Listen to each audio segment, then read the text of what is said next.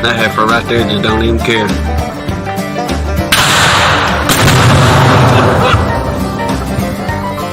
Save yourself now.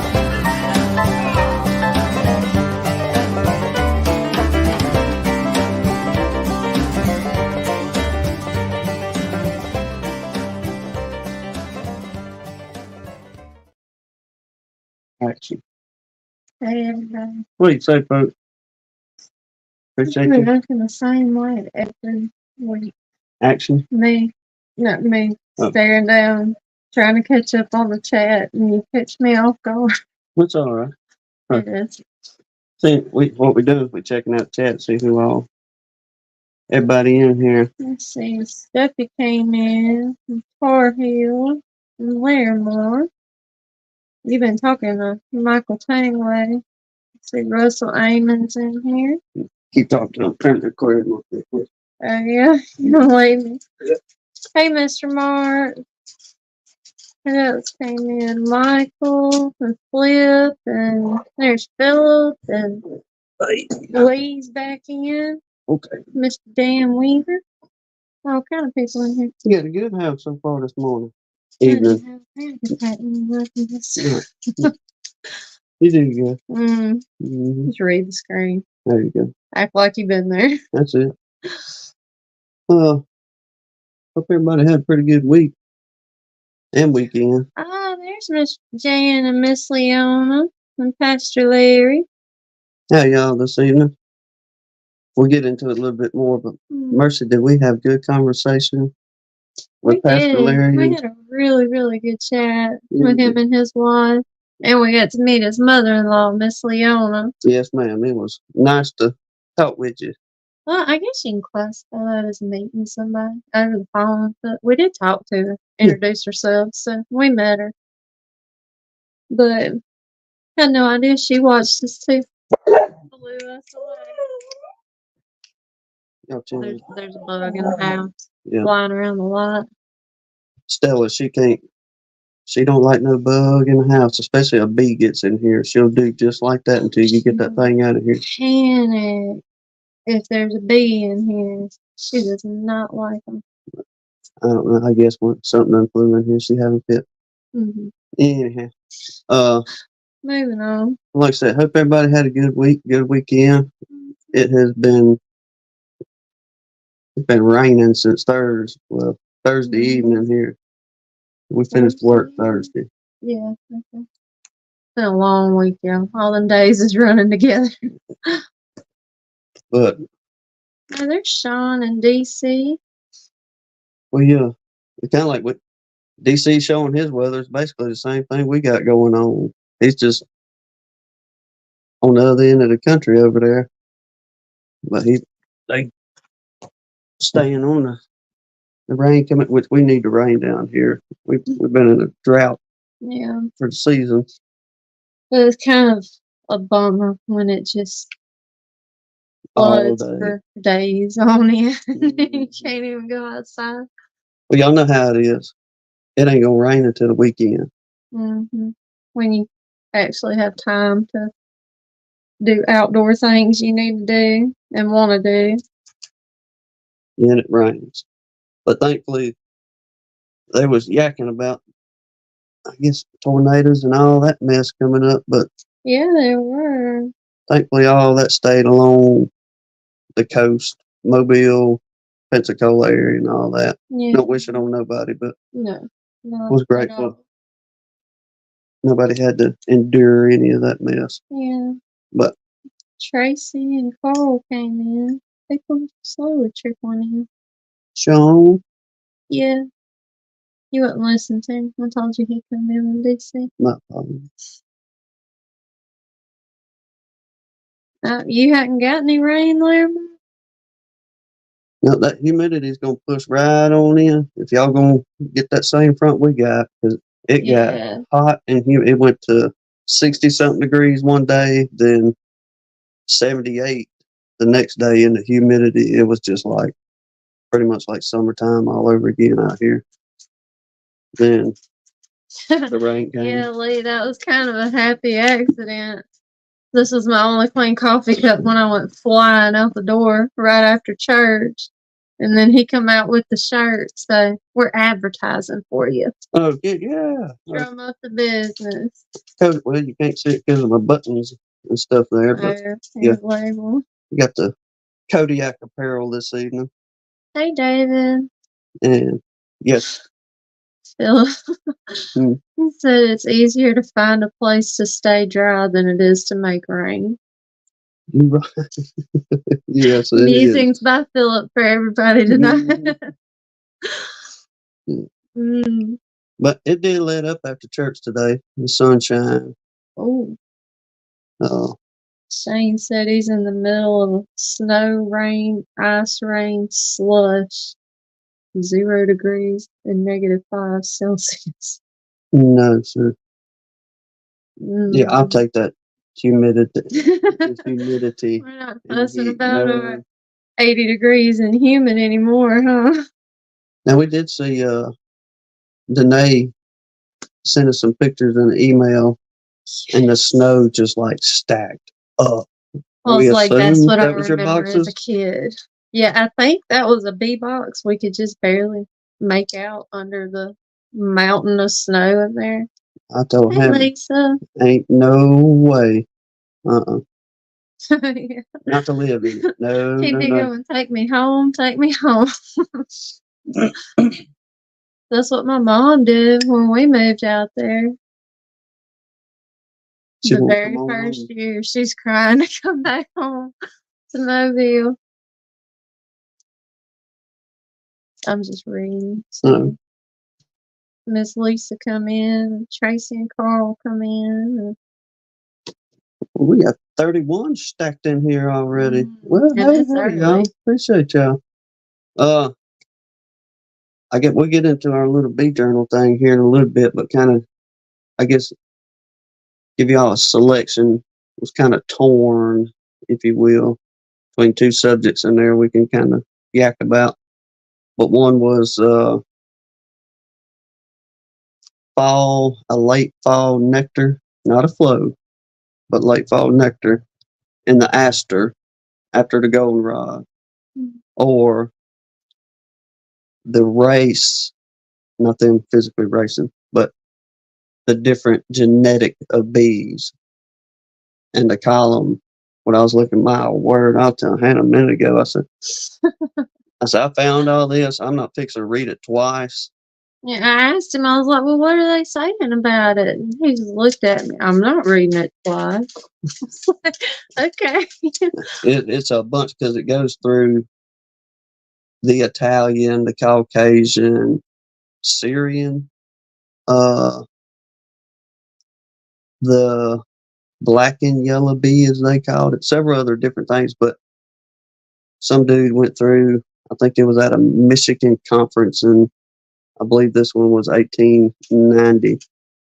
But that dude was probably on stage for 30 minutes or longer reading off his stuff. But it's good.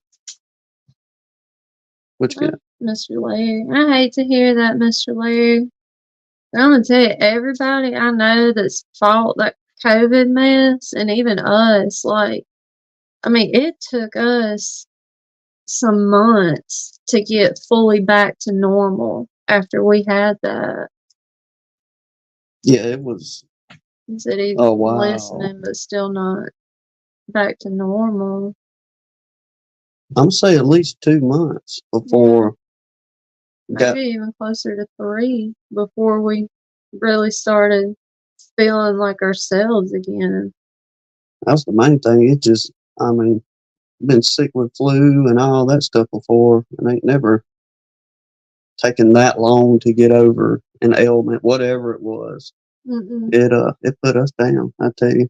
It was bad. But yes, it's good to know y'all are up on the uphill. Yeah. Coming uphill. Still got y'all on the prayer list. Or on the downhill, however you want to look, I guess. Randy, no, we are not going to be able to make it this year. Yeah. We had really thought we might be able to when it was in Tennessee, but there's just, we just have too much going on. We ain't going to be able to get away all the way to Kentucky for a weekend. Lord willing, we'll try it next year. Yeah. And get up there, and we'd really like to be at something like that and meet everybody all in one big run. Phillip said if Tim starts acting normal, check his temps. Yeah, there's something wrong with him. Yeah. Yeah, we hope to get up there sometime, y'all. Yeah. Just talking over the phone like Mr. Larry, Gandy, talking with Bob, talking with Lee, Johnny, Pastor Larry, Pastor Hillbilly Earl. There's so many of y'all we would love to come meet in person. Because the conversations we have, and like talking with Mr. Mark Miller and different ones like that, the conversations we have that we wouldn't necessarily share on a live. It's nothing against nobody, anything like that per se, but it's just people and their different experiences in life and how it got them into beekeeping. And there's several of them that is just like, my word, at the testimony. A lot of it's just testimony is what they're giving and how it turned into what it's become. But we're working on trying to we got some folks lined out, and it's no rush for the ones that we talk to. But we got some folks lined out to come on as special guests, and one of them we've been chewing on for a little while, trying to figure out how to line this particular subject out. But we're really excited about it. Yes.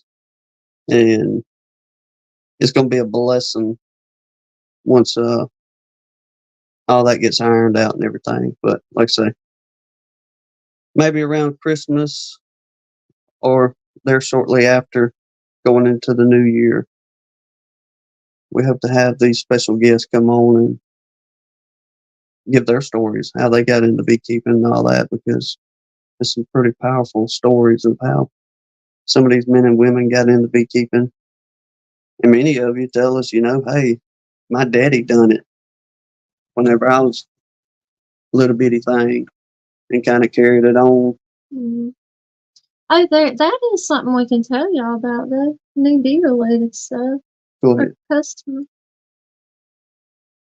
meeting.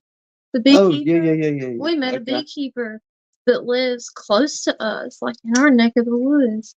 We could not believe it. Like it was crazy. But the man he's 83, I think he said. And he's been keeping bees since he was 9 years old. What did he say? His grandpa? His grandpa and his daddy. Yeah. Kept bees, and he just continued on from what granddaddy and daddy taught him. Mm-hmm. And he's got, what did he say, almost 300? Yeah, he had 260 something or 270 something hives that he still runs. There's Danae. We were talking about you earlier. Yeah, yes, ma'am. I got your pictures tonight, but I didn't see it. We ain't got the little dinger on the phone to tell me when I get an email to that email address. So I didn't see it for like 4 days, but we did see your pictures, and they were exactly what I remember as a kid out there.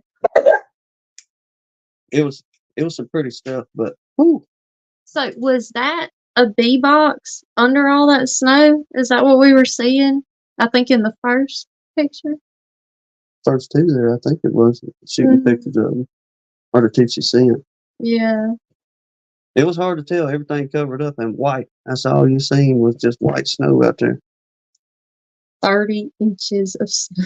My goodness. Did you see Lee's comment? Uh-uh. You got any biscuits made yet? Glad you said that, because I'm gonna get into that just a second too, Lee. That's pretty good. I wish you could have seen. For tomorrow. I wish you could have seen his face whenever he was saying that. But I'll back up a little bit on her. I found me a new friend. We did. We learned.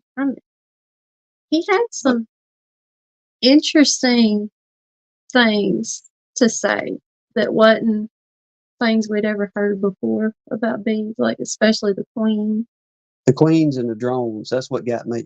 It's just Yeah. like you just solved a lot of my problems I've been dealing with by you just saying this one sentence of thing, how to remedy that situation. But yeah, a 2-day job took us 3.5 because his wife told him in the very beginning, said, look, don't go out there bothering them. Don't go out there talking to them. And no, he told her first. Yeah. Don't go out there He was bothering getting them. on her. Don't keep them people from working, doing what they need to do.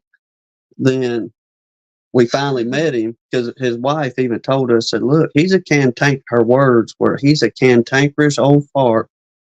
And he's probably going to give y'all trouble. Yeah. So just play along, make him happy, and you do what I tell you to do, basically.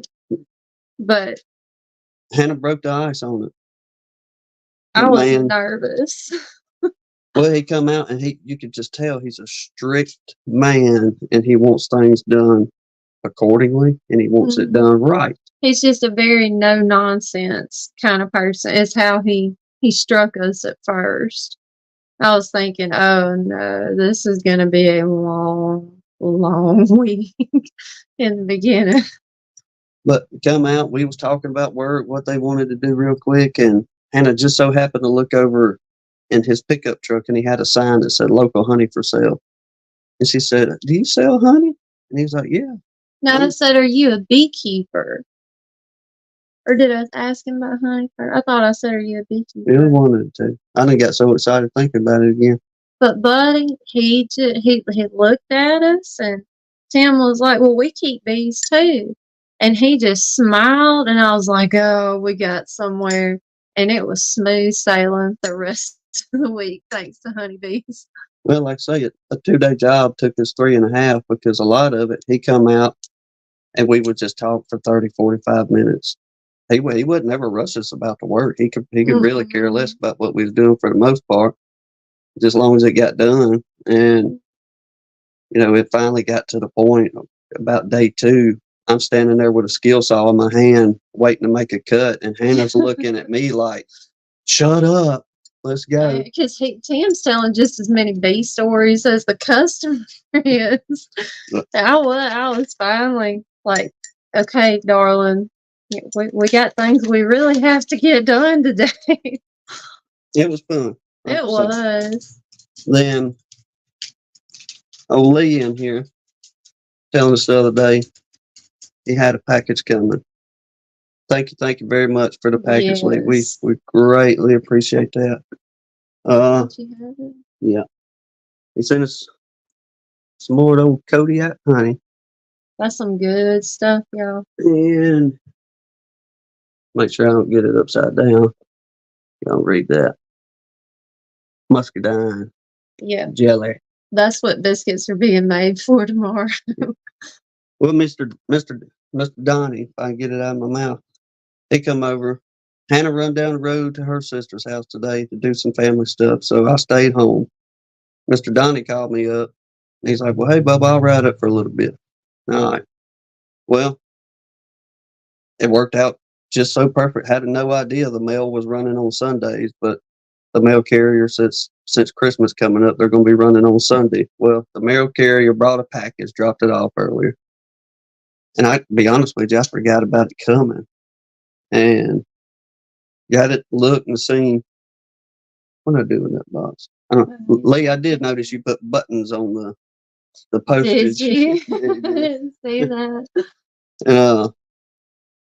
Anyway, Mr. Donnie was here, and I called Hannah. I told her, I said, look, Lee sent the package. I was going to wait for you to get back home to open it. But Mr. Donnie's probably going to have to leave before you get back, and some of it's for him.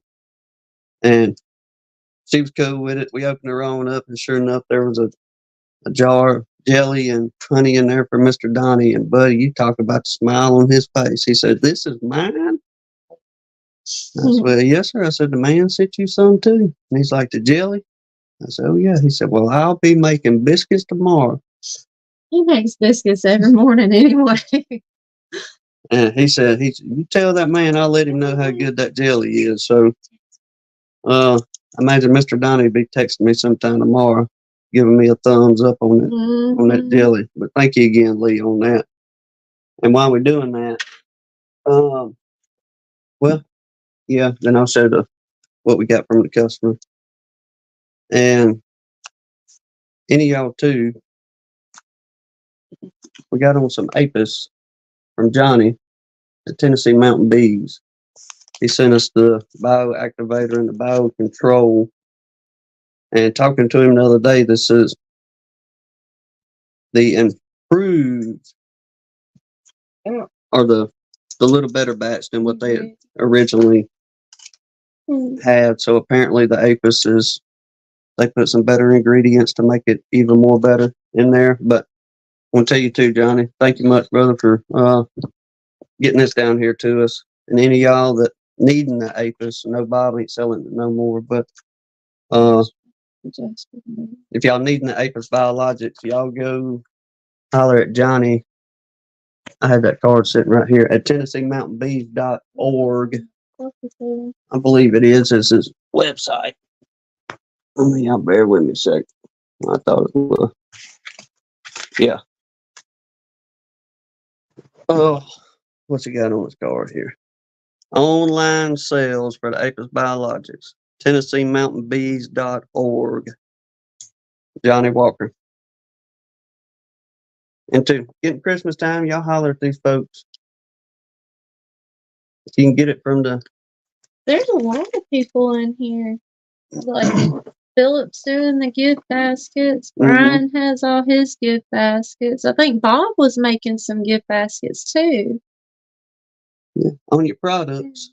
Yeah. Instead of buying it from a big company that's making buku any money anyway, let's help out our brothers and sisters that are doing just like everybody else. Oh, Kind of make that's awesome, Randy. He said Johnny sent his dad a care package and he was tickled about it. Oh, Johnny's that good was people. Sweet of him. Him and Mrs. Walker, they fine folks as well. Oh, James McNally's on our side of the border tonight. Where he at? I don't know. He said saying hello from the USA. Uh-oh. He was making a trip, going to see all kinds of people.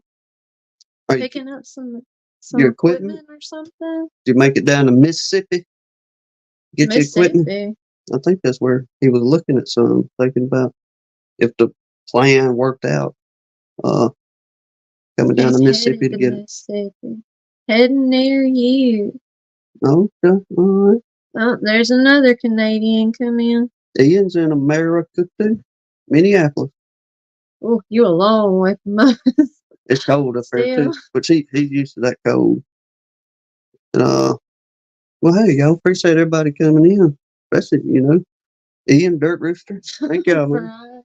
He said, real men make gift baskets. Yeah. You got it, man. Yes, James, I will make you some biscuits if you stop by. Come on by. Yes, sir. We'll feed you. You're in luck if you stop in the next couple days. I made Lee's favorite crawfish stuff this morning. Sure did. We had a minor little hiccup. A minor hiccup. We thought we'll get into beekeeping, y'all, in a second for real. But long story short, made a bad boo-boo. We thought we was having Christmas dinner at church today, or Christmas supper. Well, come to find out, that's next week. Today was the Lord's Supper, but we're up. The chicken woke us up about 3:34. Yeah. So we're in the kitchen at 4:30. I'm whittling on the crawfish. She's making buttermilk pies and broccoli salad and all the other stuff. What he was doing the meat for the crawfish, now it's doing most of the rest of it. But it's like, oh my gosh! Then we found out, no, it's not today. It's next week. Next week. So I even put it on my calendar with a reminder that it was today. I was like, oh my gosh. That's all right. We sent Mr. Donnie home with a big bowl of it too. Oh yeah. I was giving food away all over the place today.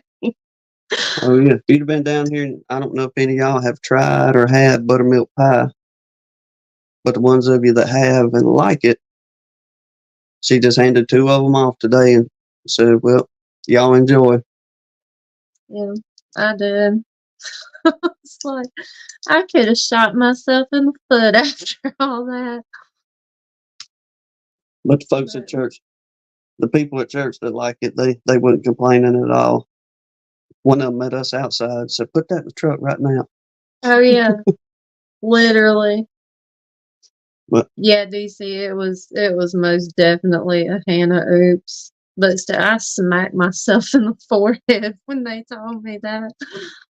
No, I can't blame him this time. oh, I was surprised. I was like, "Dude, what?" Yeah. Well, Oh okay. yeah. I was saying, I'm glad I called somebody to see if there was some rice up at the church that needed to be used. Otherwise, I'd have walked in like a moron with all this food cooked. People going, huh? What are y'all doing? But we'll show y'all these too. The new beekeeper man friend, old timer. Y'all Yeah, see I that? thought that was awesome. Never seen a bottle like that. They're little angels. He said he went to some convention. Well, it's got it's an angel, but I don't know if y'all be able to see it or not. But it's got you can see the letters on the bottom. But it's got John 3:16 printed on the bottle. What did he say that man was? He was from Ohio.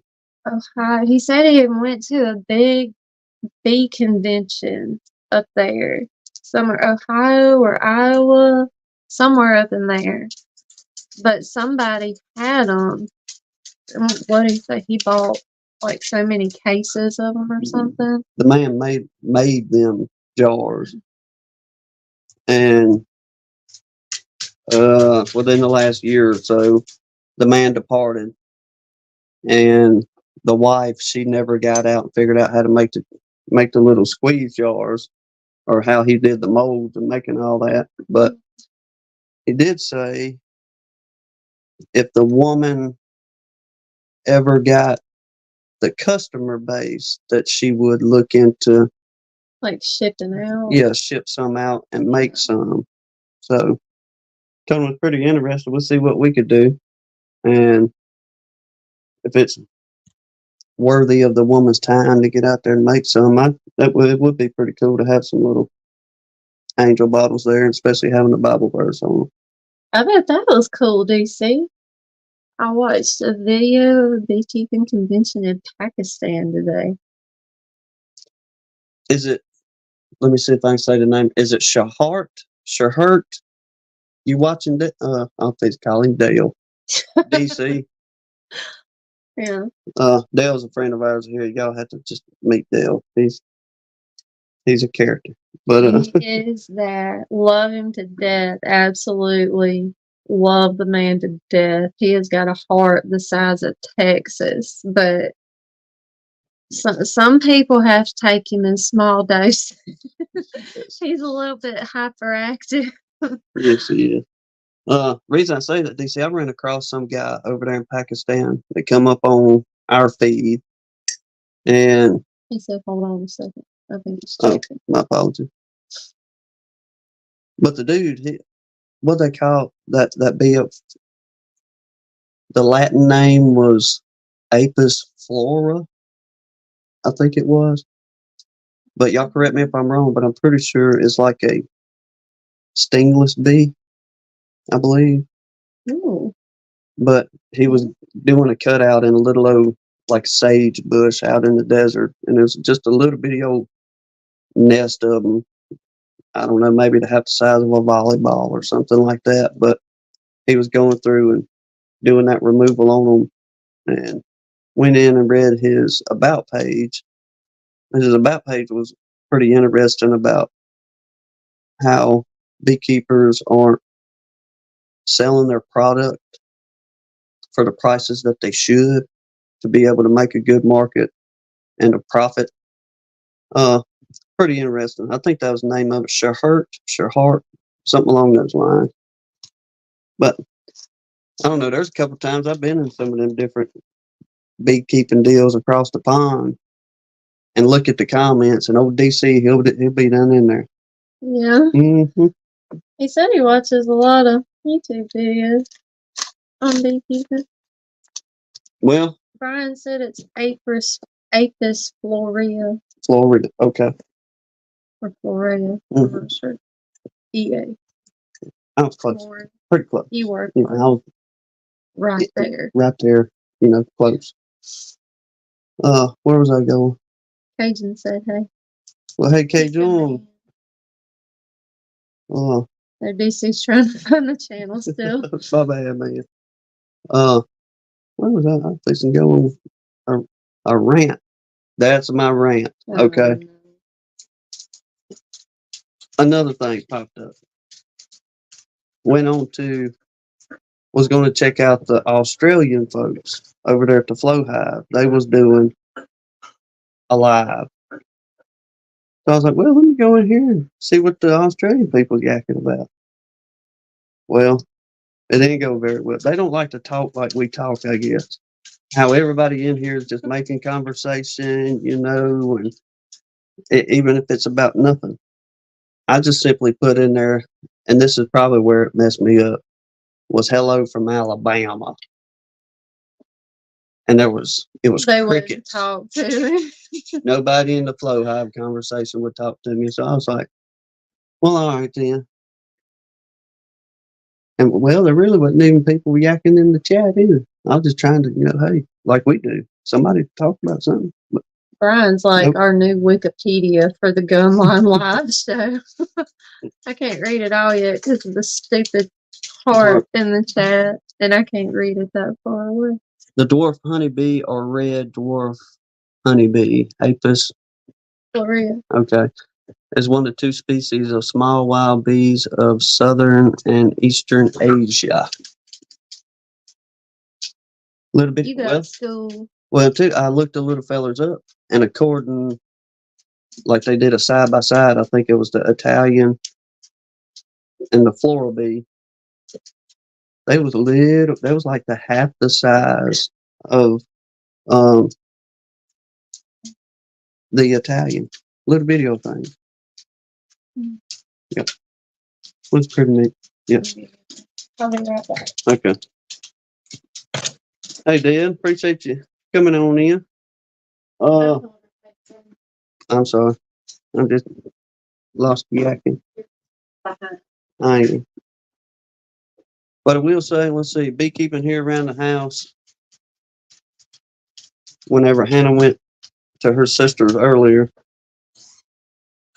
I let old Jasper out for a little bit or for a few minutes and walked down to the bees. And I was like, well, let me check them out, see if they're hitting on the little Appy tablet and the strong microbial stuff.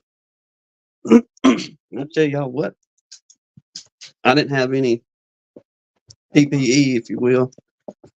So I just real easy popped that lid open, and it ain't probably quit raining about 3 hours. And buddy, here they come. They come out. They didn't want to be disturbed, so I put that lid right on back on and said, well, y'all can have it, ladies. I don't feel like getting tore up. Oh, So me and old Jasper come on inside and started looking in the bee journal. But you want to get into the prayer list? Oh, we already 30 minutes in. Lord, y'all. Realize we're 30 minutes in. I'm sorry. I didn't mean it as a bad thing.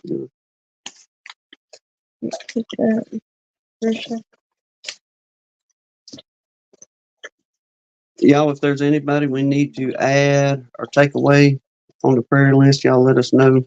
Yeah. Because we know, as we're talking to others, there's other folks out there that's keeping up with the prayer list as well. So, like I say, any add-ons or so forth, please let us know. Green beans.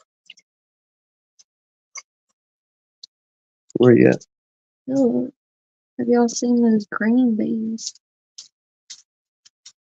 No, No. I don't think so. I have to giggle that one. Not seen what they call that thing. It looked to be the mix between a yellow jacket and a honeybee, but I forget what they called that little fella. Remember, we had a picture of it on that Gerber daisy. We took a picture of it, but I forget what they called that little fella. I have no idea. But it's yellow and black, like a honeybee and yellow jacket, but I don't know, it was like a cross between them. Pretty neat looking. Okay, I'll do this real quick. Yes. Keith Larimore, Mr. Mark, Hillbilly Earl, Ed and his wife, Miss Chris, are both on here. Ed was supposed to went to the doctor the end of this past week. But we never heard from him, did you? Hadn't heard back from him. Yeah. And then James McNally's still on here.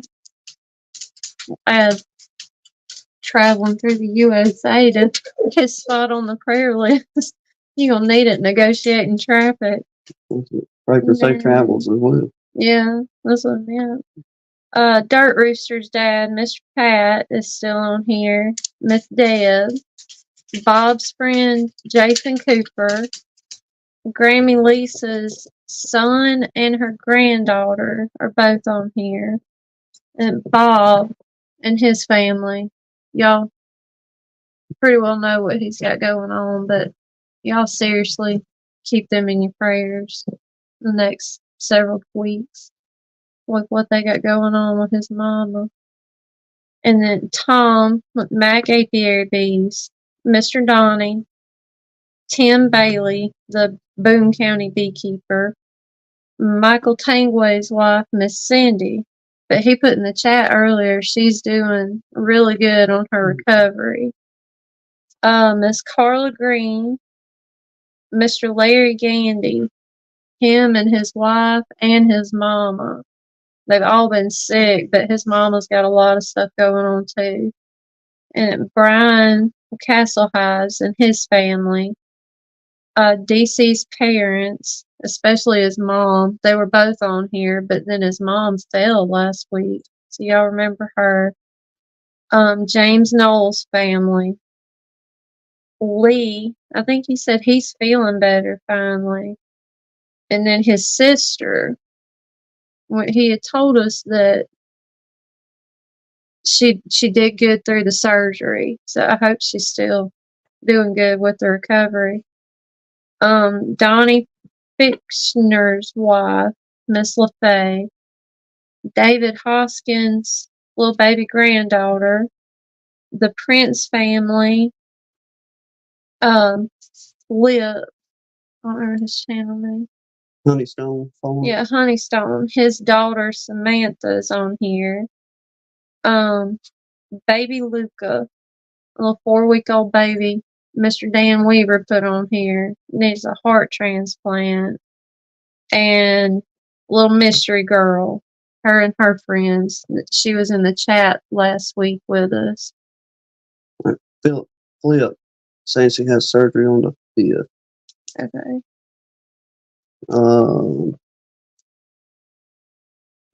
James Noel says, thanks for the prayers. We're all good now, I think. Awesome.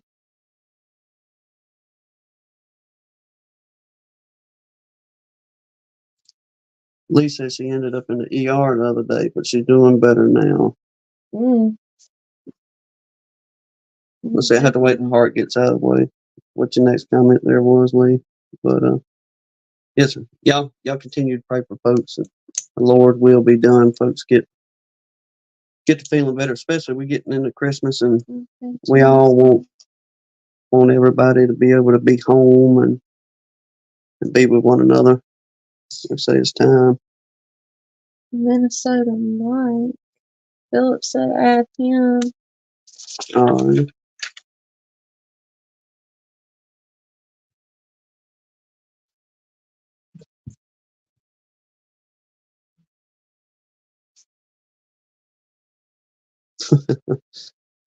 James, and prayers to those who needing it. I'm doing well, thank you. I just need faith with Alan driving. Yeah. Brad up there with Faith. Hey, Brad. Eye surgery on December 19th. Oh, okay. That's my baby brother's birthday. DC, I watched a little piece of Mr. Bob Biddy's video earlier. I need to go back and finish it off, but go in there and it was pretty interesting from what I picked up on it. Hopefully that ain't one critter that goes getting out of line as well. I see. Yeah, December 19th. Well, we'll get y'all put on here, and glad to see at the same time we're being able to take folks off in a good way. Yeah.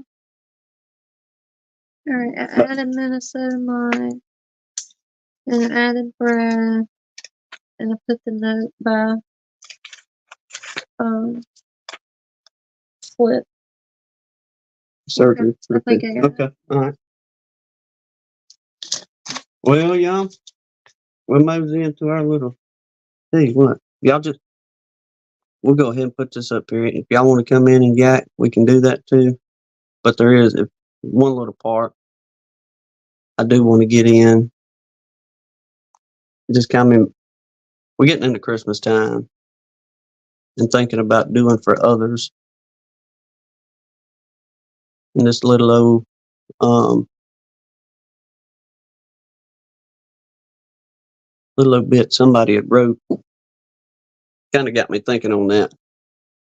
And we got in a conversation last week of getting these youngins involved and trying to be good mentors for the next generation of little old beekeepers coming in. But again, we're back in the bee journal. I forget the date on this one. I believe it's around the 1880s, late 1880s, but it's volume 39, number 50. And this in here is just a short little piece. Then we'll mosey on over to if y'all want to yak about the aster being a late fall source, or go through the breakdown of what this gentleman wrote out on the different races or genetics of honeybees. So it goes into Italians, Caucasian, like I said, the Syrian, and there was a couple more in there, but it kind of gives a simple breakdown on, I guess, the pros and cons of the different type genetics of bees, and a small portion into hybrid bees, taking different types of genetics and creating this hybrid. But starting off, American Bee Journal there, volume 39, number 50. Start the children in beekeeping. Mm-hmm. Let me say this too before I get started. Disclaimer, whatever it may be, don't shoot the messenger whenever I read this. Because some folks, don't be telling me how to raise my kids. It ain't that. It's just something to think about, a suggestion for the next generation. But start the children in beekeeping. In the country, gentlemen, of recent date, we find the following paragraphs written by W.L. Lightley of Adams County, Pennsylvania, which we particularly wish parents to read. Parents make a big mistake when they keep their children dependent until they are full grown. Well, that's a heavy sentence in itself. I ain't going there. All right, quit my cutting up. Parents make a big mistake when they keep their children dependent until they are full grown. Give that 10-year-old boy a pen of purebred fowls and the 13-year-old girl 2 colonies of pure Italian bees, and buy the products at market price and pay them in cash. Sell them the feed and the supplies, and you will be astonished at the business talent they will develop. Nearly always one member of the family will take a delight in the bees and undertake to manage them. Many farmers have a pleasant little home at one end one end of the farm for their hired man. He generally has a garden and a lot, and if the proprietor does not wish to keep bees, it might be quite the incentive to be the hired man if he or his family were allowed to make them some money from a small number of colonies. The bees would be a benefit to the landowner, especially if they were growing fruit. Start with one or two good colonies, but do not have shrubs or cross hybrids. Good thoroughbred stock pays just as well in the bee yard as in the poultry yard or cow stable. We want to emphasize the suggestion that the children be encouraged to take bees. Many of them will be wonderfully pleased to have one or more colonies all of their own and manage them alone as far as possible. It will pay to interest the children in a way that they will help keep them in the country instead of their crowding into unhealthy cities with their awful competition in all lines of work and business. Begin this winter to interest the boys and girls in bees, and when spring comes again, give each a colony of bees or something else to manage of their own, and thus let them learn how to plan and carry on business early in life. Of course, they will often need your help, counsel, wise advice, and you will greatly enjoy giving them all that they may require. We believe fully in the boys and girls and want to enter a strong plea that they may be started in business for themselves while under the care and direction of blessed home influences. Okay. DC said, did I hear unhealthy cities right? Is that what you said? Uh, it will pay to the interests of children in a way that will help keep them in the country instead of their crowding into unhealthy cities with their awful competition and all lines of work and business. So, yes, sir. Lee, that's true. I would have to agree with that statement. Someone said in a live I seen the other day, get your kids into bees. They'll never have enough money for drugs. That's a good point. A really good point. Yes. Not that I ever needed money for drugs, but I mean, beekeeping will keep your pocketbook pretty empty if you let it. Well, keep them off of drugs, out of the bars, one of the two. But you're right, they'll always be broke there on the beekeeping end. All right. Now, You going into the 75 paragraph one now? I think so. It seemed to be more of the biggest interest in my end, on my end of what they had to say. Now, I'm not going to read the full introduction this guy had. I mean, it's a good column, but whew, I imagine he was up there 15 minutes with his opening before he got into the bees. But let me run us through here. How many miles are we? James, I know it don't.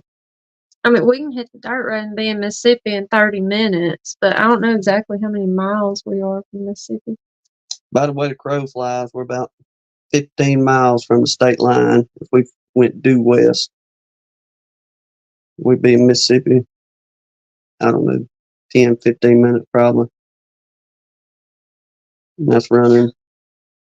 Robert said, I disagree. If you get your kids into beekeeping, it keeps dad broke. Can I get another one, Daddy? Carl said, not broke, but respectable. Well, we're about some Mississippi. I forget where they was headed I to. don't remember.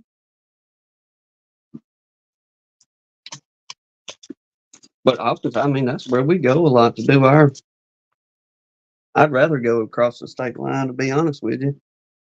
It's just, I don't know. We country people, and it's still real countrified, if you will. I mean, where we're at, still pretty good. Don't get us wrong, but whenever you cross state line going over Mississippi, y'all know how it used to be in the older days. It didn't matter who you drove past, you was waving at them. Wasn't that, you're just saying hello. It didn't matter who it was. Yeah. Hey, now. And everybody talk to you. You stop somewhere and, you have a conversation. And a lot of that is still like that over there, especially that little old town we go to a lot. But, yeah. Terry, Mississippi. Here, Mississippi. Let's see, I'm trying to remember. I think I looked that up on the map not long ago. You about, I'm going to Google it real quick. I'm going to say 3 hours, I think it is. 2.5, 3 hours, maybe. If I remember right. Trying to remember what it was close to over there. Or as big city. Up towards Hattiesburg, I think. Or maybe in Waynesboro. 2 hours and 59 minutes. There we Says go. we're 180 miles from Terry, Mississippi. Okay. Well, I'm seeing what the big city was. Close to it. Meridian, Hattiesburg, one of them. I can't remember which one was. So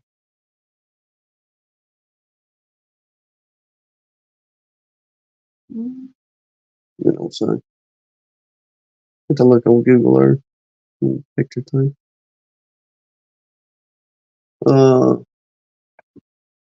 Slow down buttons.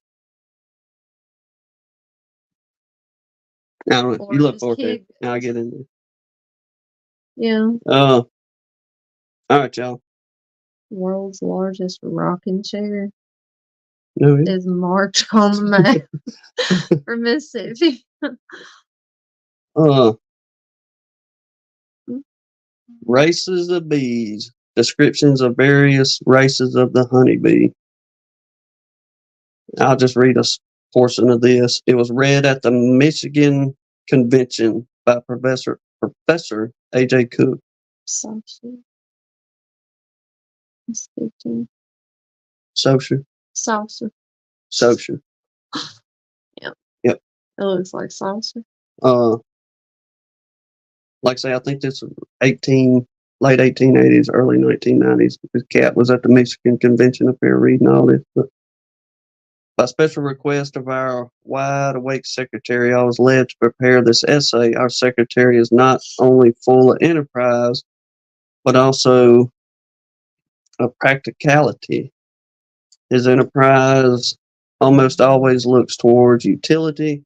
He loves all truth, but that truth which carries blessings with it is doubly dear to him.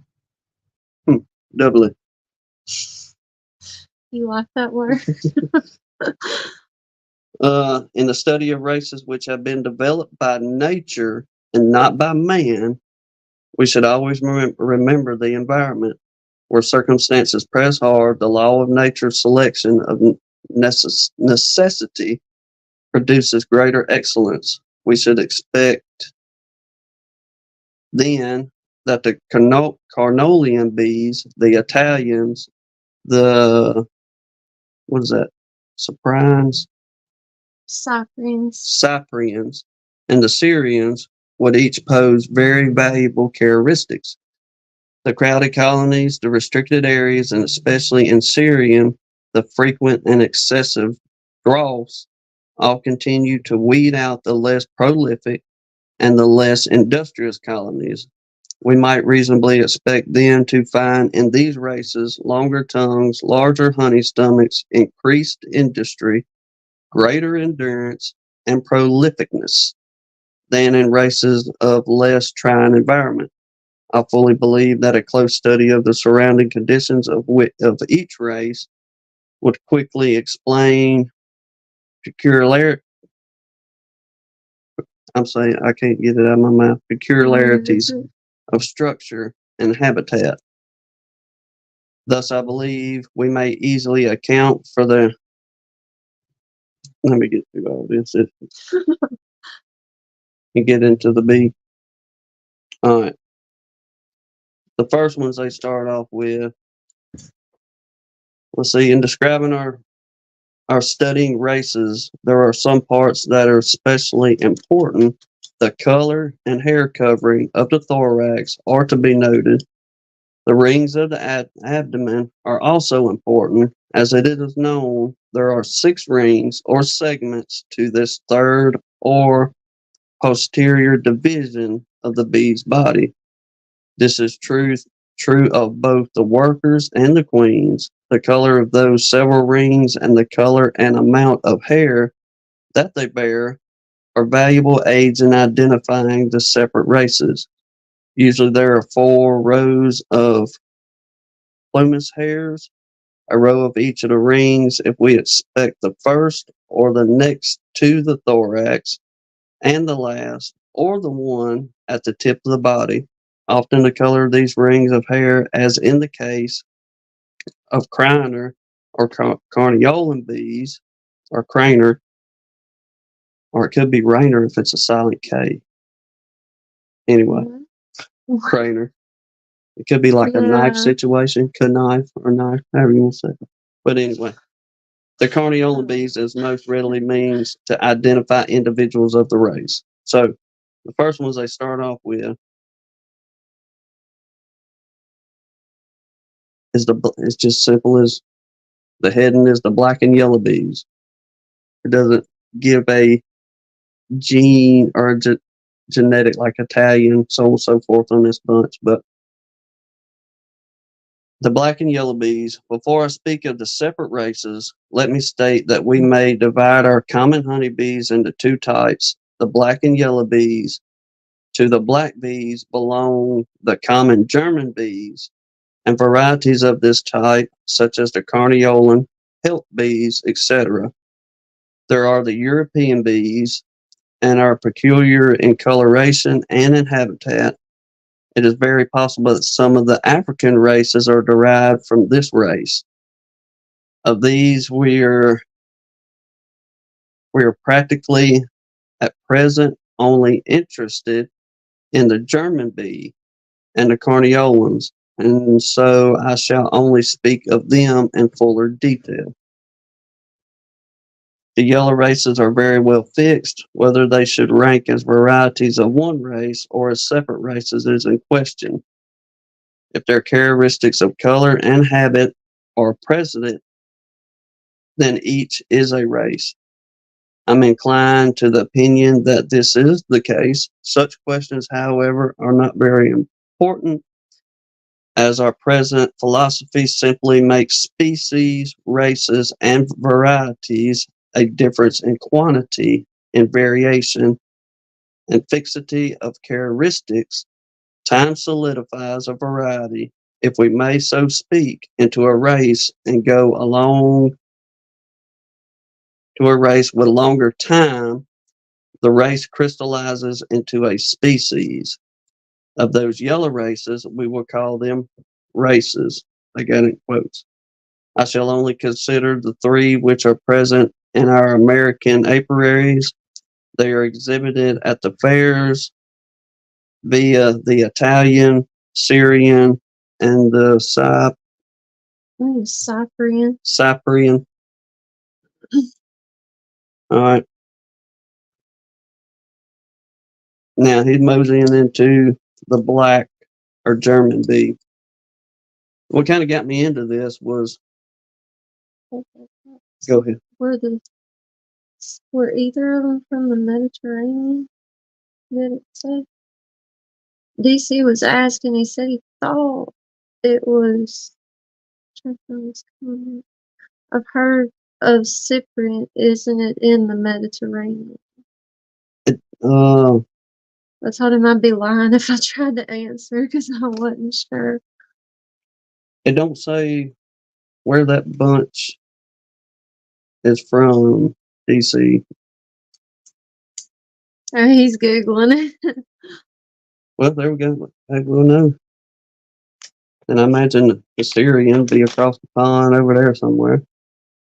Ricky Rourke and Miss Ruth come in and said, hey. Well, hey, y'all. Appreciate y'all coming in, too. Mm-hmm. We got a good little crowd tonight, don't we? Thank y'all. People. But now I don't do hair and makeup. We got the biggest crowd. Yeah. I always pick with her before we start the show. So you got 30 minutes for hair and makeup. She just Yeah. looks at me like, I just twisted it up in a knot tonight. I was like, I'm not. all right. While DC's looking at that there, we'll get into the black or German bee, but Greece area. from Greece. Okay. Close to here. Good. What got me in it was talking to another gentleman we hope to have on as soon as he's available. But he was telling us about a certain genetic that he has, and man, he just went like crazy deep into the genetics and making sure they were AKC registered in a sense. You know, they were top of the line bees, and they were, I'm going to say, like registered, if you will. Mm-hmm. He can explain all that. There's probably a lot of it I'm getting wrong, but once he started breaking all that down into this one certain genetic and how he went from Italians to this bunch and how much more he liked them as far as being good producers of honey and getting the numbers on the bees to queens laying well in the whole process. It was quite interesting. And if I remember right, he said he used to go to different conferences and talk about this particular genetic. But that's what got me on. The black or German bee. This bee is so well known that I should not pause to speak of it, were it not that it will form a good standard for comparison. We may say that the German bee is large, gray black, the queen is obscure brown beneath and irritable in disposition. The color black is due to the body, which is shining black. Also may be seen in robber or diseased bees where the hair is gone. The gray is due to the rows of hairs, which are light in color, and so with the black, dark brown give the gray black color familiar to us all in the German bees. The tongue of the black bee is shorter than that of the yellow races. Their irritability makes them unsuited to the beginner, though with the bee tent and other improvements, the experienced apiarist would not mind their ill temper. It is often said that the German bees are more prone to rob than others and less energetic in defending their hives. The first may come from idleness, consequent upon their shorter tongues, the latter from strength of colony, consequent upon their moderate prolificness. Their restlessness nature is well known as their disagreeable habit of rushing about the comb and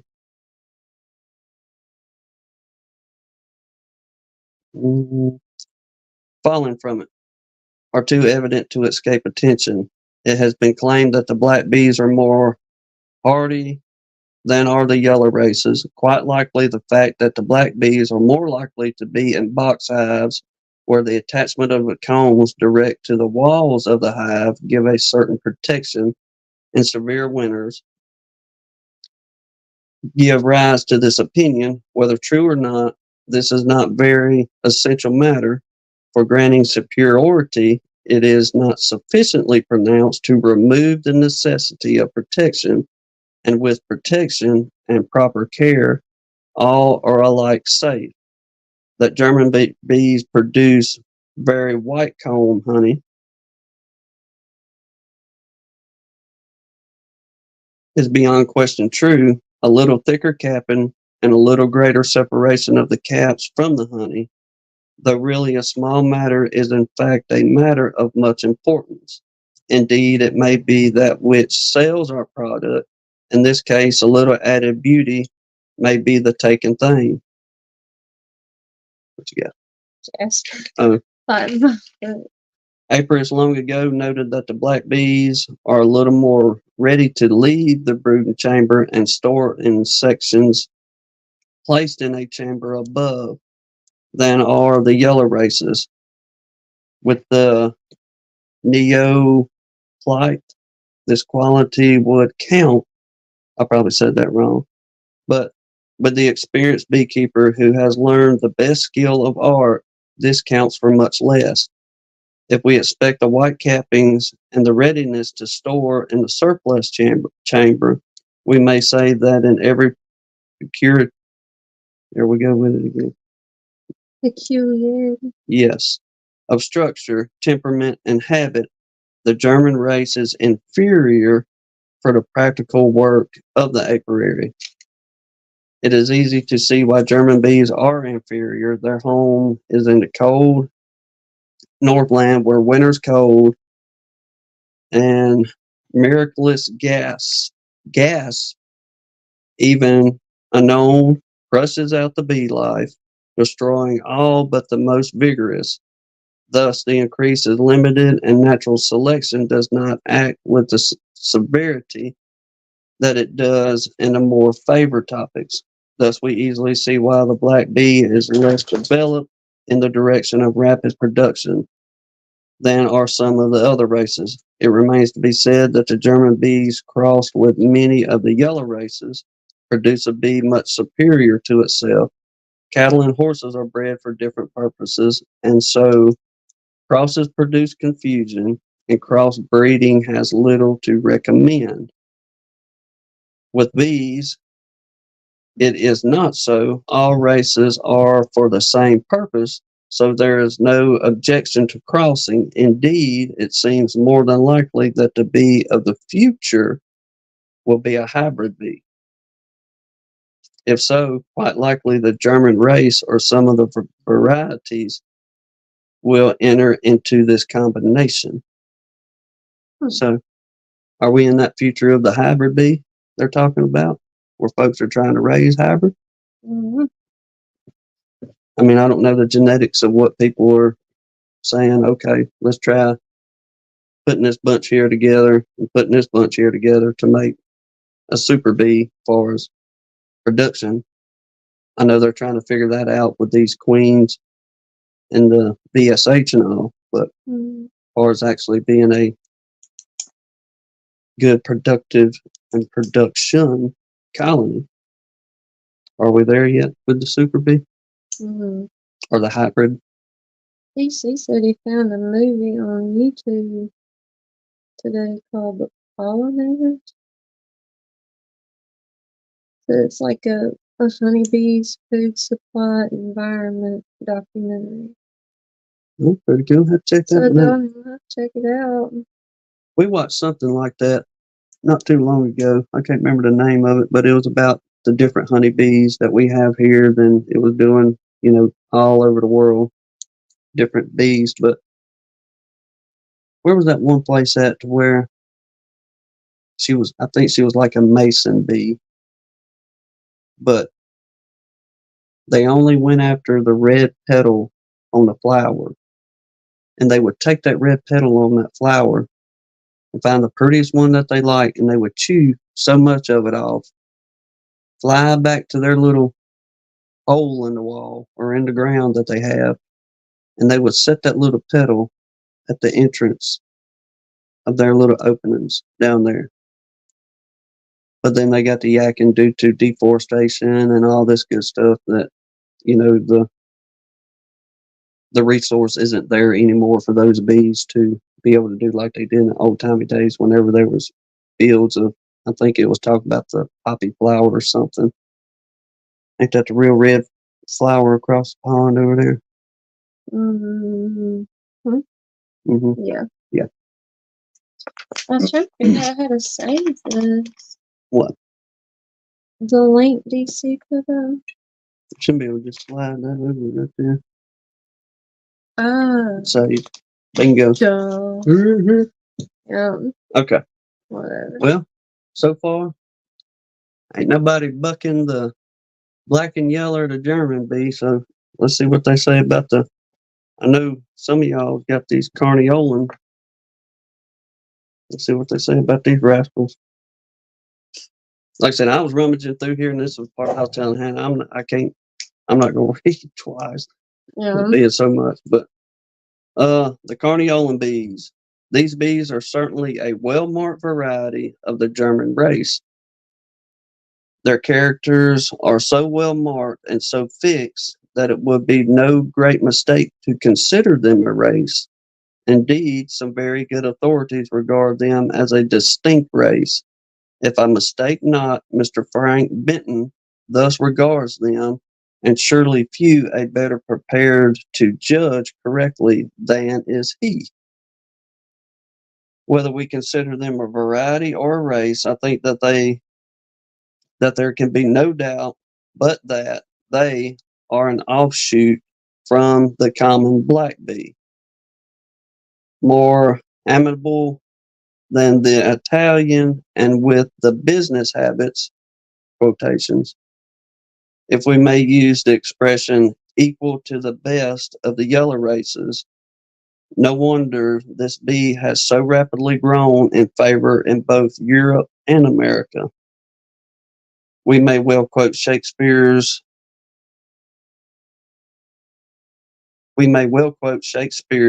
sweet are the uses of adversity. For here again, hard circumstances have resulted in an improved variety. The winters of Austria are mild. The region of Crane, or it could be rain with silent K, is isolated by lofty mountains. Thus, the redundant bees are restricted forage. We have all the factors of rapid progression in Austria as in Italian. The bees have been manipulated and thus the angry temperament has been subdued. The Carniolan workers are not only very large, but the abdominal rings of hairs are very plainly marked. The hair is light gray, so that the bees seem distinctly banded. The color of the abdomen is grayish black or dark drab, and so it is not so black as the typical German bee. The wings are large and strong, thus the color of the Carniolan bees, and the light rings and hairs are the distinguishing characteristics. The drones are also gray, hairy fellows, and very robust of the body and wing. The Carniolan queen is very large, larger perhaps than the queen of any other of our domesticated bees, as is well known, while in common black queen is very black above. She is bronze colored beneath. The typical Carniolan has this rich bronze color of the entire abdomen. The queens vary not a little. Some are nearly as black as the German queens, and sometimes the bronze is almost as golden as the brightness of Italians. Mr. Benton says that a faint yellow or rusted red band sometimes shows in both queens and workers. The thorax is quickly set with gray hairs. Let's see. Okay, y'all just yakking. Where's that? The variation in the queens and workers would argue the various race, yet we must remember that the range and variation of Italians is nearly as great. The qualities of Carniolans bees are great prolificness, exceedingly amiability. They are all the gentlest bees. They equal or exceed the German bees as comb builders in the whiteness of their comb. Honey are very large and so doubtless have large honey stomachs and are more quiet on the combs and more beautiful than are the common black bees. It is also claimed that they defend their hives well and resist severe cold than most of the other bees. It is further stated that the Carniolans are more disturbed by loss of queen than most other bees, are prone to rob when forced to idleness, and perhaps most objection above all are great swarmers. If this last, however, simply follows from excessive prolificness and can be easily controlled by an expert apiarist, as I am led, led to believe, or at least led to hope, then the matter is not so objectable. If, as already stated, the German bees are promising to cross with other races to produce the coming bee, then surely the Carniolan is preeminently so. For these bees possess not only the virtues of the parent bees, but these virtues are exalted in the Carniolans. While they, the Carniolans, are strong in many points, were the black bees also conspicuously deficient. So, I don't know about them Carniolans. I think, DC, you got some Carnies up there. How are they as far as they talking a better temperament and production? All we have fooled with is just these Italians so far. Now we have, asked around, just kind of talking with some of y'all. What do you prefer? And we've had people tell us everything from the Italians to the Carniolans to Russian and so on and so forth. But everybody kind of has their own different outlook of this bunch produces well as far as honey production, or I've got these bees because I'm trying to grow colonies and sell nukes and such, looking for numbers.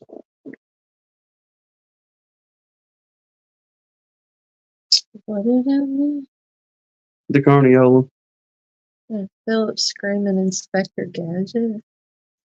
No, on that one. I missed it. All right, let's see here. We may have to break this down into, another You're portion. running out of time, huh? I am, because we still got the Italian bee in here. Then there's the. DC said Bob had drones in his hive today.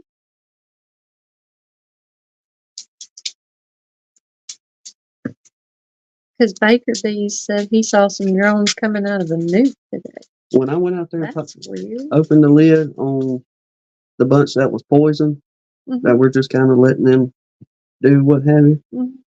Now, like I said, when I opened that lid, they come on up out of that inner cover, so I wasn't in there but just a second. Yeah. But I could have swore there were some drones in there.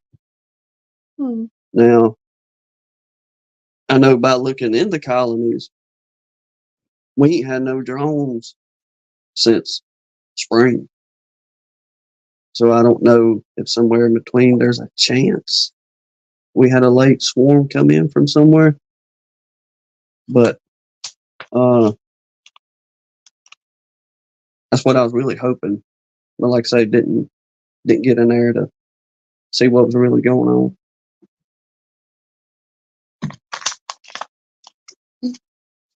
On that there. That's weird. What? So we had drones. Yeah, And they had drones. I'm pretty sure. And we ain't done nothing all season. No.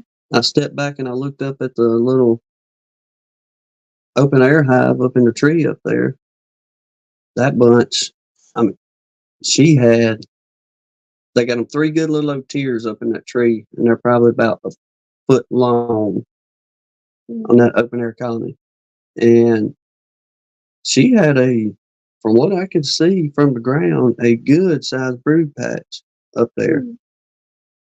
So she's doing She might make well. it, huh? Now, if we don't get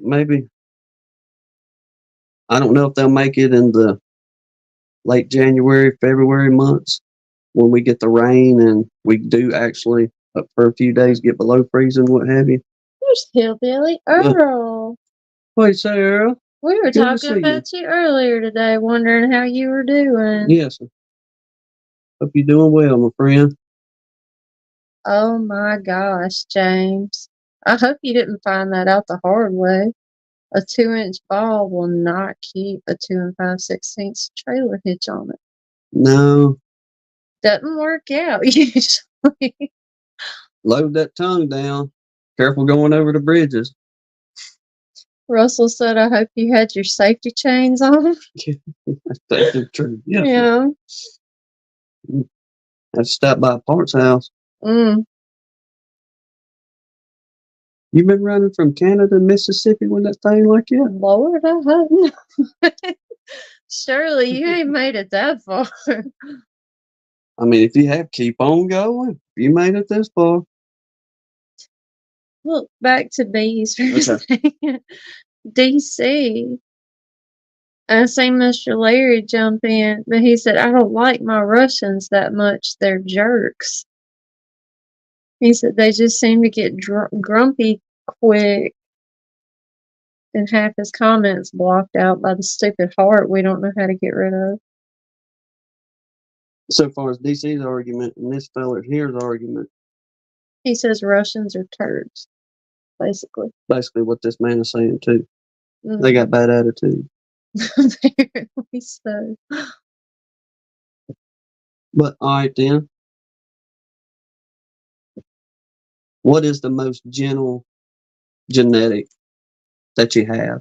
If you went beyond just the Italians, we pretty well know how ours are down here. Mm.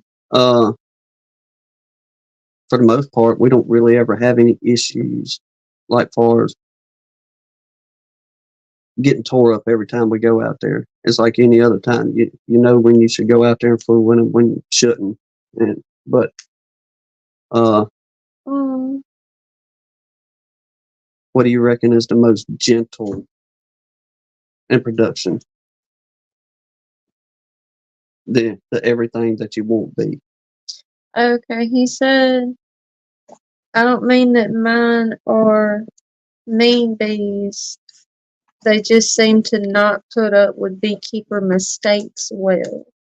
But then Baker Bees said he quit dealing with Russians because they were too mean.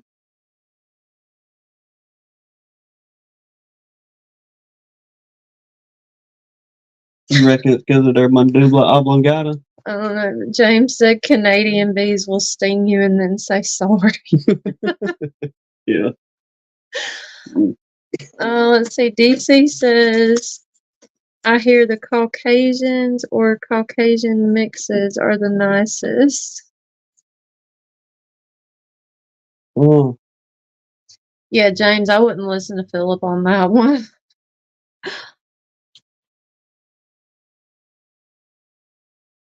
yeah, we're gonna have to break this one down into a two-part. We almost at the 2-hour mark. Like I said, there's 3 more different sections of Oh my God. lots of paragraph. They're on the duct tape will forget or fix everything. They're telling James, just put some duct tape around that ball and you'll be alright. Hey, wrap it up, head on out. If it comes out, Yeah. just keep on going. If it's an empty trailer. Zip tie. Yep. Tim forgot the ... Oh man. You done reading now? Yeah, Keep interrupting. because it's a minute more into them other ones. I mean, I've already been reading for an hour and a half. Yeah. On that. Well, what do y'all want to talk about? Winter bees, maybe?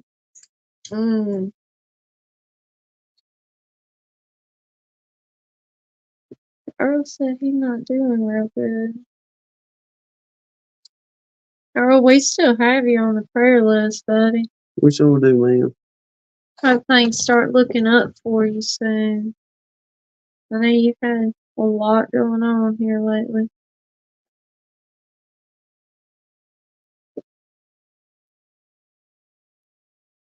Duct tape seems to work. Oh, it'll hold it together. If you get the good stuff, you should be all right. Well, we're definitely still praying for you, Earl. Sure will. Is that it? I guess that's my phone buffering. Hopefully it ain't us buffering on that end. But That's something. I mean, we're starting to trying to, I guess, advance a little bit on looking at different genetics of how to get them good, strong bees. What did he say? The old timer he ran out to Italian and what? Russian? I mean, yeah, Italian and Russian. He was running out there. Who? The fellow we was doing the work for the other day. I'm not gonna lie. I'm not positive. I know he said Italian. But here, all right, here's one. That's what I was fixing to say. Was talking to him. We got onto the subject of drones, and one of the last lives of, having the drone saturated yard there at the house in your yard. Mm-hmm. So you have the drones to support the queens you're trying to produce. Yeah. Well, I asked that gentleman about that. I said, what do y'all do to make sure that y'all have the drones in the yard? Do y'all, put the boy bee drone bees, frames in and let them just kind of build a whole bunch of drones and let that saturate the area? Or how do y'all do that? And he said, well, we don't do any of it. He said, think about it like this. He said, unless you're trying to keep a specific genetic, and he said, we've kind of had this conversation before. If that queen goes out on that flight, you're not going to stop her from mating with another drone. You can't control who she mates with. Yes. And I was like, well, what about having, a bunch of drones there in the yard? He said, forget that. He said, that queen, he said, them drones are only going to fly up and around so far, right around them boxes there to wherever you got your bees. He said, that queen, she's going to fly beyond that bunch. She's going to go a minimum of 5 miles. That's what he was saying. And apparently she's going to go way on out there according to him.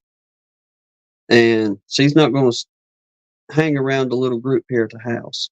Yeah, he said what you have in your yard is for everybody else around you. Their queens are going to come by your yard. And what did he say? The drones, they hang out in our yard close to our hives and wait on a queen to come through, and they mate with her. He said they're not gonna mate most of the time. Your queens are not gonna mate with drones in your yard. They're gonna fly somewhere else. So I was like, we had never heard anybody say something like that before. Because you hear people all the time, like, if you're gonna do splits, especially later in the season, blah blah blah, make sure you've got the drone population to support the queens you're producing. But he kind of threw us a curveball with that one. Mm-hmm. We were like, made us scratch our head a little bit. Well, because he was saying at the same time too, you don't want just to keep. Well, what you're going to end up having is just a bunch of mutts, if you will. Mm-hmm. If you just keep that one line continuously going, he said you're trying to look for that stronger genetic in the bee. Whether it's Italian bees that they're mating with, you're wanting. It's like anything else, the survival of the fittest, if you will. Whoever's got the most in the colony is going to be able to protect it more from robbing, and they're going to be able to produce more. It's going to have more workers and be able to be able to thrive. But with him just basically just saying, don't worry about it. Do your splits. Let them queens hatch. Because they're going to go out and they're going to mingle whoever they're going to mingle with anyway, unless you do the artificial stuff. Then you can keep that bloodline, keep on going if you want to do that. Yeah. Or if you're trying to create your own line. But if you're just, doing honey production and you want good, healthy colonies, he said, just don't worry about the drones in the yard, because she'll get taken care of by, like we were talking earlier, of drones down the road. Mm-hmm. But she will come back. Phillip said he's sort of right. Drones will fly a quarter to a half mile. Queens will fly 1 to 2 miles. No, He said Bob Benny put out a really good video on drones last week. is it her instinct, though, to fly out further or to make a short trip? Look, I don't feel like driving, or flying. I think I'm just going to go a half a mile. Is it in her instinct, though, to go out as far as she can and then turn around and come back with, more bees, a swarm? Mr. Larry said that's why you need out yards about a mile in all directions. Okay, now we're getting somewhere. So that way she can hit boom, whatever little spot, if you're trying to keep your queen to, or not, well, let me see how I can rephrase this. If you want that queen to mate well, I reckon, try to have that out yard out there. He said yes, it's nature's way of limiting inbreeding. Oh, there we go. Never thought about that. Mm-hmm. Queen Bee's honey just came in. Did it? Mm-hmm. What say, Jeremy? Good to see you, brother. Hope that baby's doing well, man. Yes. Congratulations. Man, that You and is your a woman. beautiful little baby. Another little boy. We've That's been seeing him on Facebook. I know, but we get to talk to him now. Yeah. Lee said I have a commercial apiary about 3/4 of a mile from me. So Lee got it You going all on there. said. I don't know. Like far as right around us now, one of the big landowners across the road, they'll get bees, but the only time they'll get the bees out there is during spring to pollinate whatever crop, the watermelon fields or whatever they're doing out there. Then he's kind of like, I could care less about the honey and them swarming and all that. I just want them to Pollinate pollinate. their crop. DC said breed racing drones. New sport. Well, that's good to know that it is instinct for them to carry on and go beyond instead of just flying up and going, well, hey, they're right here. There's no need to go any further. Yeah, it's a whole nother line of stuff we ain't thought about before. Well, it's just some of the simple things that I guess we should know, but really hadn't thought about on that level. I guess trying to advance above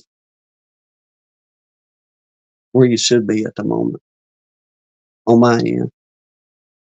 Because like part of the plan we was discussing in the last one when we was talking about, the drones and trying to get opinions on, get the plastic frame to where you can, it's all drone cells on it, or do the, what was they calling it? I'll think of it in a minute. The story hat, was that? Yeah, the story frames frame. and things of that nature. But I'm still all about pushing that, but it did get shine a little bit more light on, well, I guess we really shouldn't worry as much of, okay, do we have the drone? Just hope they're a mile down the road is the plan. Or whatever feral bees you got around. Yeah, you never know about that. Or if you're lucky, like old Ed up there or Lee, Ed's got Bruce just a few minutes down the road to where his can mingle with his stock then leave with, a commercial guy right down the road from him,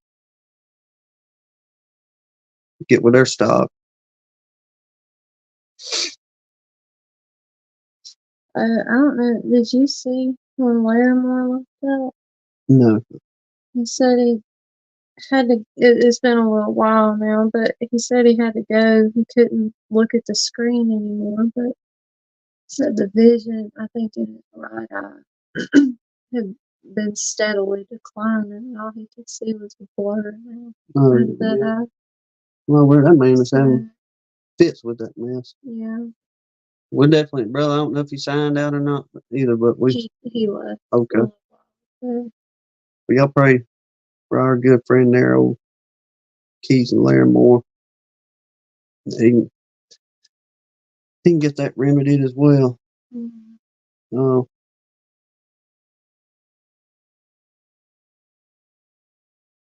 So Darren made it in. I was thinking about you earlier, Darren. When Lee beat DC in there on the first, and I was like, "Oh, Darren, see it?" And he go, "Get real quick."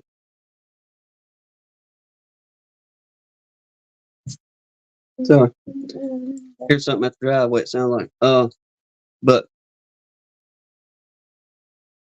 yeah, old Lee done jumped in there and got first on everybody day. But what's that, Mr. Larry saying? The heart's in the way, and I can't read it. The rule is if you have drones, then the other hives around you should have them. Okay. I'm pretty sure, I'm going to say just 100% sure, popping that one little bunch, and there was drones like boiling up out of it. And I know for 100%, the last time we was in there wasn't a drone one. So I'm really kind of hoping maybe it was a late season swarm with a good queen to come in and replace the one that was in there, because she just either failed completely or she had died off somewhere. But that's just wow. Really hoping for a better year this year. I wanna meet the goal and do like everybody else. Well, we're gonna get 25 and sit there for a while. Mm. Well, like we was talking to that old timer too. Y'all, it was every single day, that old man. Now, there was one thing he was secretive on. He wasn't going to show off his honey process. He wasn't going to show his, tanks and. Did you tell him about his slogan? No, I forgot. What? Made by Prince Fit for a King. That was his bee slogan. That's what he put on his label. Yeah, the man's last name is Prince, and the slogan was "Made by Prince, fit for a king." Yeah. The old time he done all kinds of stuff. He said he had a bakery, and I imagine he used his own honey in that bakery for years. Then he sold it off, done something else. He did, because he named his bakery. He ended up naming the whole thing Prince Beekery. Remember? Beekeeping in the bakery. But every day, that man came out, and he'd go in there and fill 15 or 20 little 1 pound of them angels, these little angels here. And he'd come out with a cardboard box full of them things, taking them inside to his wife. And it seemed like every time that woman went down the road, she was delivering honey somewhere. But even talking to him, kind of just run it by him, I said, well, you having all them colonies that you have, you into several hundred, how was your year? And he just said, it was terrible. It's one of the worst years that I can remember, as far as even being a young fella keeping bees and having any kind of honey production. I think he said he was even kind of sitting on a little bit of his until see how spring comes through.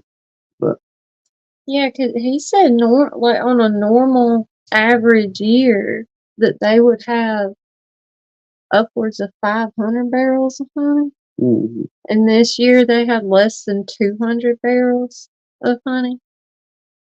But he said everybody around here that he knows had the same kind of year, though. And we ordered him a pack of. We was telling him about the apis, and we ordered him a pack of it, and he should be getting it in the next day or two. But we was trying to explain to him a little bit on the apis of how well we liked it last year and was going to use it again this year to keep everybody going. And he seemed to pique his interest in it pretty good. But we got into, well, how are you? We was just trying to pick his brain on different stuff. But ask him, how are you feeding your bees? Are you open feeding? Are you putting buckets on top or what? But he said all he's doing is just putting it in jars and the little entrance feeders. He said, so all I got to do is just ride around on my little golf cart, pull the jars out real quick, refill them, stick them back in. So you don't have any problems with robbing or anything going on with it, that many colonies? No, not at all. Well, that's about the easiest way, I reckon, to do it. Or for an 80-year-old man to get out there and, besides lifting 3-gallon buckets and trying to keep them things filled. Mm-hmm. But he had a lot of neat ideas, though. Maybe we can sit down and see if we get him to tell us some of the tricks of the trade, if you will. He said we could come back and pick his brain. He said he'd sit down and talk with us one day when we didn't have 1,000 things to do. It'd be an all-day event. Yeah. Yeah. I think it'd be worth it, though.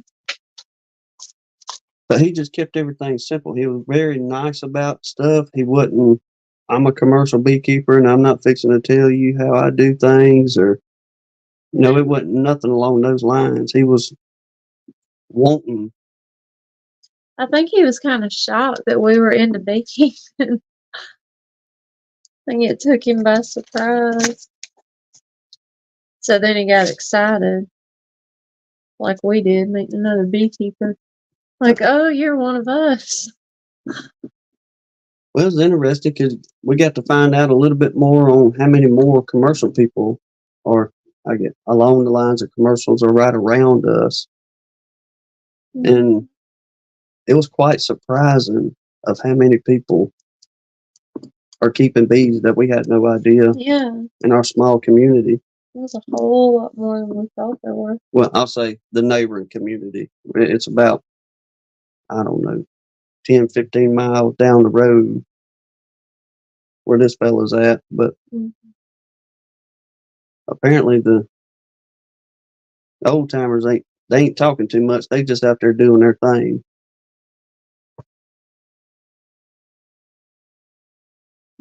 All right.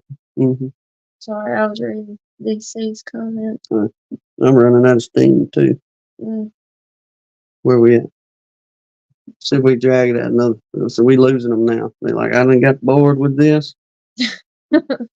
We go. A lot of people put in the chat, I gotta be up early. We'll call it a night. I forget about y'all. Everybody on the East Coast over there being almost 10 o'clock y'all's time. Yeah. There's several people talking about like at 3 a.m. You gotta get up in the morning. That's what Chris said. And somebody else. Lee said he had a really early morning. Mr. Larry said you gotta be careful how much you share. Oh yes, I bet. I mean, I know there's stuff that man, he ain't gonna. Oh no, he's got his secrets, I'm sure. Oh yeah. You've been in it that long. He's figured out some tricks of the trade. What did he say? He was doing a cutout one time, and all he was wearing was a veil, And it was one of the times that he got stung so bad. But What? He said they pulled 240 something stingers out of him. He's like, Lord, I'd have been dead. see, I just flat would have been dead. he was reaching up in an eave and pulling out a big old chunk that had some bees on it. And he said that veil, as he was looking up, lifted up right And up he had the underneath it, button down shirt on. and they just rained down the inside of the shirt and got up underneath his veil and all. But yeah, he said his mama or somebody told him, said, "You gonna go to the doctor for this one?" And that's when he was saying there was several hundred stingers they pulled out of him. Oh, God. Had to quit beekeeping because he developed an allergy. Yeah, I can empathize there. Yeah, I'd have been a depressed little girl for a while if I'd have had to quit. Well, we kind of run that by him too. We went through that situation of her having that reaction earlier in the season, and Mm. told him, we had the conversation on the way home, which is, look, hey, we'll sell it all right now if that's what you want to do. But that was not what I wanted to do. No, she didn't want to. Then No life beekeepers come through for me. he sure did. Y'all let me keep on playing in the bees. Yeah, was rummaging through that video the other day. Was trying to I got to figure out how to cut them things and edit, but was going to make a short on that to, I guess, kind of do the end of the year or a recap, if you will. But that was the biggest highlight of our year out of all of it, was everybody pulling through and, pitching in and making it where Hannah could continue beekeeping. And Hannah will be forever grateful for that. I mean, seriously, grateful. Y'all don't know what them honeybees do for me and my mental sanity. Well, like we was talking with Pastor Larry and Miss Jan last night, of just the peacefulness of being out there in them, not trying to get into no kind of tree hugging hippie way or nothing, but there is just a calm and peace about going out there. And I think one of them videos somebody's doing the PTSD on the soldiers or something. I was looking at a video and it talks about how folks with PTSD, their stress level and all that is, just out the roof. But then whenever they get in there and start fooling with them bees, of how the stress level, it just comes down, and everybody speaks of being able to be calm and enjoy what's going on instead of, the stressors of dealing with whatever's going on in your head. But I hope to dig into that a little bit further here for too long. Mm-hmm. But oh my gosh, James. He said, yay, we only have 17 hours left to go to get where we're going. And how long have you been in the truck? What they said, wasn't it like 30 something hours? They said that roughly. That was a long road trip. Oh, yeah. I mean, a long road trip. Well, if they come into Mississippi, Perry, Mississippi from Canada, yeah. I hope y'all ain't y'all. I hope y'all at least stop and rest up for the evening somewhere. For real. Longest road trip I ever pulled was 18 hours. And I didn't drive a lick of it. But that's a long time. But then you got to turn around and drive on back to the house with a load that time. So it might be a little bit slow going. I don't know how much all that equipment weighs. I imagine 41 hours travel time one way. That is entirely too long to be locked in the vehicle. Woo. I'm sorry, I'd be pulling my hair out. You gotta get me out of here. Find me a zoo to play at for a little while or something. Get me out of this truck. Mr. Larry said that's a lot of McDonald's and truck stop coffee. Woo. Yes, sir.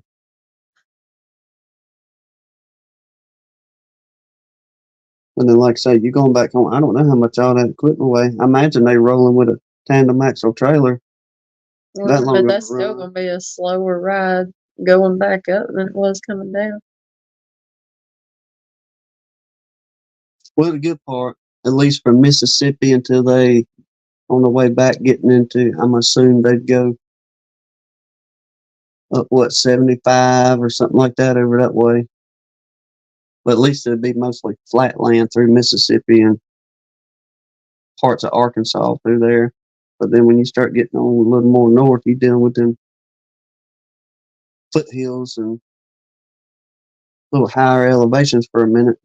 I guess till you get into the plains, get up, don't know where they're going, but Kansas, Oklahoma, up that way. But still 40 hours in a vehicle. Whew.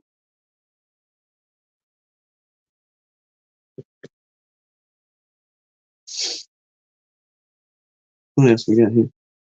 Check these comments a minute. We're gonna wrap it up here in a few minutes, y'all. Alan won't let me sing to him anymore. Tell him, come on, man. Karaoke's like the only fun part of a road trip. James, I don't know if you ever seen The Cowboy Way, but you may have to pull those stunt Pepper did. Oh my god. I forgot about that movie. Yeah, that'd be good there. Mm-hmm. And just start off right from where you left off at right there. Just Pick it right back. pick right I don't back know. up. You'd have to have seen that movie to know what he's talking about there. What's too? I guess you could only do so much happy singing on the way down there too. Yeah. Yeah. Or 41 hours, even I'd be out of music by now. Oh, he's singing fa la la la la. Oh Lord, yeah, I'd have to hush you up too, bro. Lord, I'd have to It would hush you be up. putting a gag in your mouth with that duct tape they was telling you to use on your trailer. Mm-mm. He don't do the Christmas music at all. Nah, I like my. Everybody tells me so. You're an I old thought he soul. was gonna come on and sing to us. Hey, Phillip. Yeah, all the fa ra ra ra ra. We got him turned up. I don't know. I think we did. Can you hear us? Hey, Okay. There we go. Now let me you can turn this hear us. off. Okay. Y'all see me? Yeah. Can you hear me? We were afraid you were Oh. James coming into karaoke on the live stream. Can y'all hear me? Yeah, we I hear can't you. hear you. That's You weird. can't hear us. Can y'all hear us and hear him? I don't know. We can hear. Hello. I ain't push no buttons. I'm gonna Hang try on. this. That's weird. Hang on, Phil. All right. Technical I'm gonna difficulties. jump out and come back in because I can't hear you guys at all on my phone. How's that? Is that any better? I think you left. There you go. We'll try that. See what happens. Turn that off. Maybe. Okay. Life is what you make of it, so it's always a good trip. This is true. I'm just thinking I see James now with a Santa Claus hat. Okay. Again? I can hear you now. Yeah, I couldn't hear you before because I had you turned down on my phone and I was watching you on the TV. Oh. And when I jumped in, my phone volume wouldn't go up to hear you. So anyway, I just wanted to jump in for a second because Tim said something that made me think of something. But you were talking about PTSD and people working bees. I wanted to show you guys something I'm doing. I'm a little late. I'm going to make a community post about it, but I decided, I'm a mentor for Hives for Heroes, and Mm-hmm. and I got to thinking about what I could do to help them. Mm-hmm. Picking up a lot of static somewhere. I don't know whether. James just came in, but he doesn't have video. Oh, okay. Well, that's probably best. It's really foggy. Oh, gotcha. Go ahead, Phil. Okay. So anyway, what I decided to do was put together like a really nice gift basket, Mhm. and then raffle it off and give all the money to Hives for Heroes. So Oh. if you don't mind, I'll show you guys what I have. And I even decided that I'm going to go ahead and just open it up to anybody in the continental United States. So James, just pull over right now, and you'll be able to enter. Yeah. Or if you want to drive back down and pick it up at any kind of a post office in the States, that'll be fine too. But anyway, yeah, and I'll just cover the shipping. It's probably going to cost me an arm and a leg, but I don't care. It's for a good cause. But Yeah. what I'm going to do is just have it to where people can Zelle me what they want to enter, and I'll fill out their tickets and put it in the drawing. Yeah. I'm going to That's an draw. awesome idea. Yeah, I'm going to draw live on the 21st of December on YouTube at 7:00. Awesome.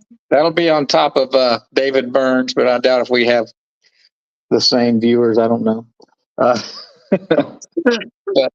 But anyway, yeah. Let me show you guys what I put together, and let me turn my camera. Make it big. Yeah. Okay. Yeah. Now let's see. Camera facing back. All right, here we go. Here's the gift basket. So Nice. it's got it's got $143 worth of product in it. It's got 3 jars of honey, 3 of Sophie's earrings, 3 candles. Some of the stuff's kind of buried, but there's a bunch of lip balms and stuff down in there. But That is awesome. so what I'm giving away, it's going to be 3 prizes. I'm going to give away this gift box. It says 130, but when I re-add it, it's actually $143 of retail. And I'm going to give away just a regular honey gift basket, and a third price. It's just going to be a jar of honey. But the way I'm going to do it for people that are, around the country, I'm going to put my, you can Zelle to my phone number, and I'll put that in my post. And then I'll just fill out your tickets, which these are the tickets. So for every dollar, it's a ticket to go in. Of course, that jar is not going to hold it. But this weekend, I went to farmers market and sold them. And also I did a scouting. The scouts had an event at night, and they sold a whole bunch of them. So I've sold 74 tickets already. So Heck yeah. hopefully I can raise money, a lot of money to give to Hive to Heroes, just so they can continue their. What are you? They're Is good. it just like bid on a ticket, or are you asking for a certain dollar amount to throw in a raffle? Yeah, I'm asking for $1, Mm-hmm. and each dollar gets you a ticket. See this? Can you see the ticket there? Yeah. So if you Zelled me $5, I would fill out. You need to send me your phone number so I can contact you. But first of all, you want to text me and then Zelle me. It's the same number. But say if you sent $5 in Zelle, I'd fill out 5 tickets and put it in the drawing. Yeah. And this is going to be the 21st. The 21st of December. So yeah, I'm gonna collect until then and see how much I can come up with. Awesome. If by chance, let me ask you this too. Mhm. We'd be happy to buy some tickets to put toward it, but can we have a bidding war at the same time? That might get too complicated. Well, I'm just saying, if there's anybody that just wants to donate, Yeah. If anybody wants to donate $100, they get 100 tickets in. That's going to improve their chances of getting, one of the prizes. Well, that's where I was going to go with it. Yeah. Seriously. Well, I've had already. one person do 13 tickets and another person do 10 tickets, and everybody else has been, smaller amounts. But Yeah. How much will a Canadian dollar buy? Half a ticket? half a ticket, yeah. Half a ticket. I'm going to cut the gift box in half before I send it to you, James. Let the rate them go and we'll just swing by and pick it up. That's exactly right, man. Have truck will travel. That's your motto for sure. Phillip, email us and put your phone number in there because Okay. we're being blessed with enough work to where absolutely we can put in some, whether, just not so much worried about winning the basket, just to make a donation to go to that. Yeah. The way everybody helped us. You know what? And one thing I want to point out that I learned when I was looking into this, I was like, well, I'm kind of going to be an ambassador for Hives for Heroes. So I went onto their website and started looking, and I always thought it was just veterans, but it's not just veterans. It's also, let's see if you can see that. It says that this is right off their website. It's for first responders as well. So you guys could have actually been mentees, mentees and or newbies, I guess they call it. But yeah, they also do this for first responders, not just veterans. Well, there we go. So Didn't know that. I didn't know that either till I got to reading up more on it. Yeah. If I collect a lot of money and I can get some help from somebody like Lee, maybe I can get somebody from Hives for Heroes to come on and talk for a few minutes before we do the drawing. That's kind of my. Ooh, that would be cool. That'd be kind of fun. Lisa's video. Remember, she did that little premiere not long ago where the Hives for Heroes man, I think it was their bee club meeting or something he came to. Okay.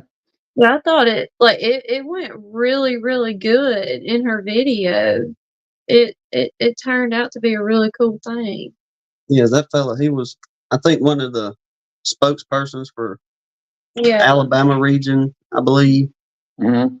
But either way, I imagine if you reached out to him, somebody would be more than happy to come on.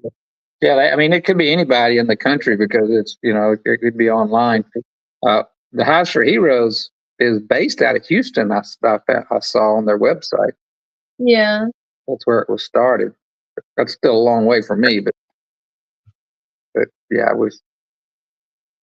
saw that. And I think the guy that contacted me about pairing me up with somebody was from somewhere like like South Carolina or somewhere out there.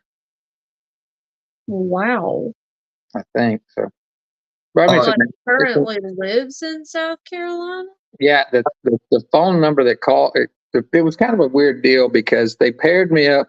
I signed up as soon as I hit 2 years, because that's the requirement. You have to be a beekeeper for at least 2 years. And I signed up, and then about, I don't know, 6 months later, they paired me with someone.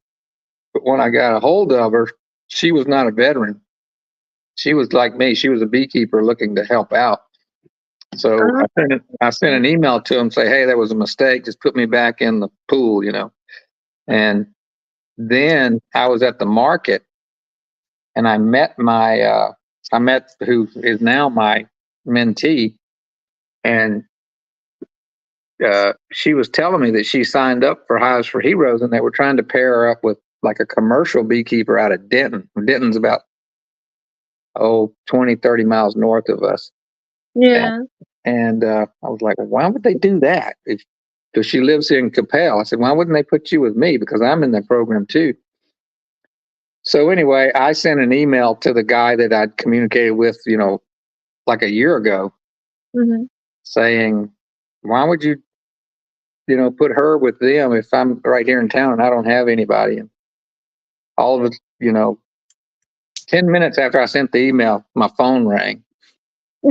And I answered it, and he's like, hey, man, I screwed up. He said, I went back and reread through my emails, and I see where you pointed that out.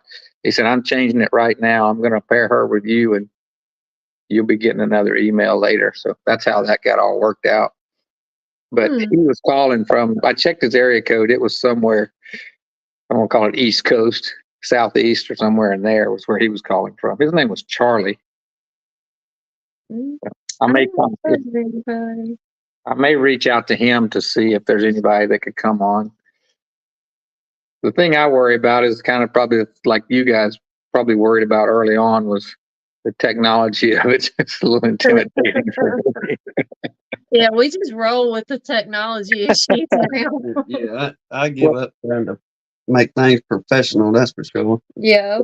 Well, yeah, I just don't want to really screw it up with somebody that all the people watching you guys now know I'm kind of screwed up. They don't care. I'm like, I'm like, we're all related. So Say, look, the best thing you can do is talk to Lee, because that man's got the brain power to make it go right. Exactly. So yeah. Well, are bribes accepted? Because I just have to ask that question. Uh-huh. Yeah, he's trying to cheat already. They are accepted. They won't do you any good, but they're accepted. I tell people when they buy a ticket, I said, I know you want to fold it yourself. I always want to try to fold mine in some unique way, thinking that's going to give me an advantage. Uh-huh. But I said, but I have to go ahead and tell you that I've never won one of these drawings, so you probably don't want to listen to my advice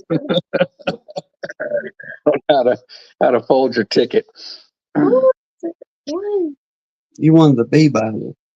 That's it. Lee and Bob's giveaway.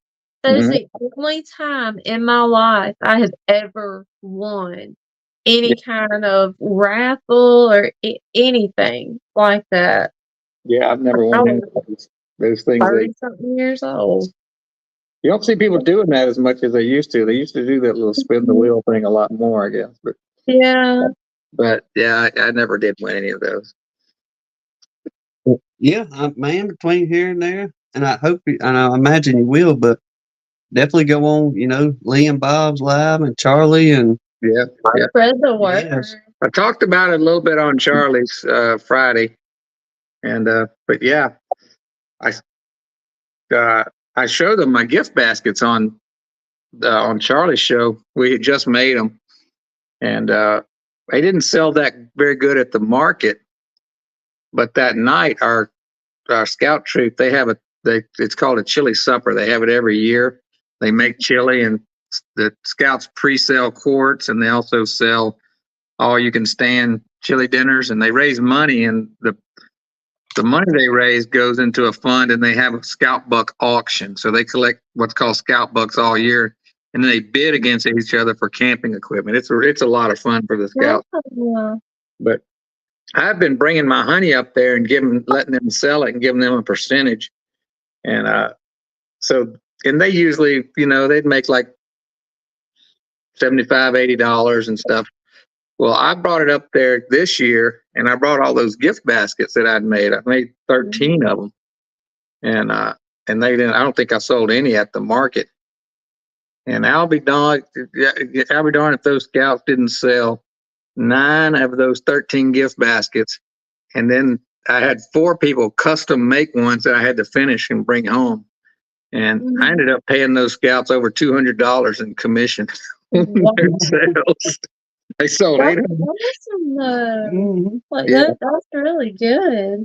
Yeah, I paid them 25% of whatever they sold, and it was more of a fundraiser thing.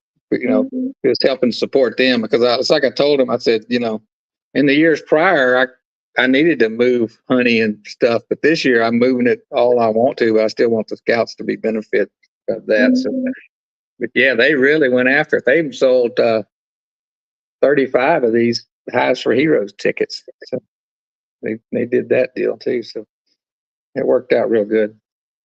Well, let me ask you this.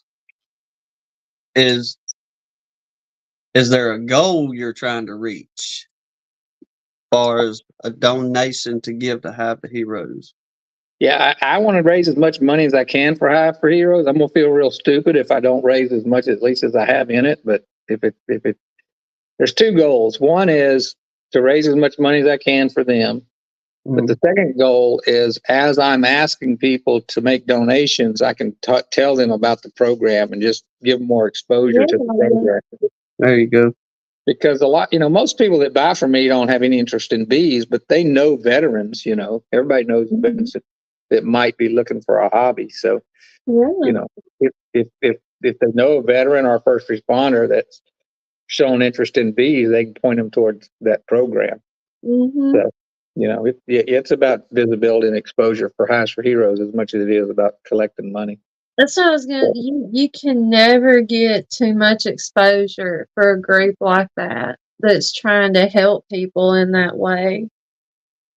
Yeah, I don't know if you noticed I showed the card, but the very first thing is their website, and I encourage people to go on their website.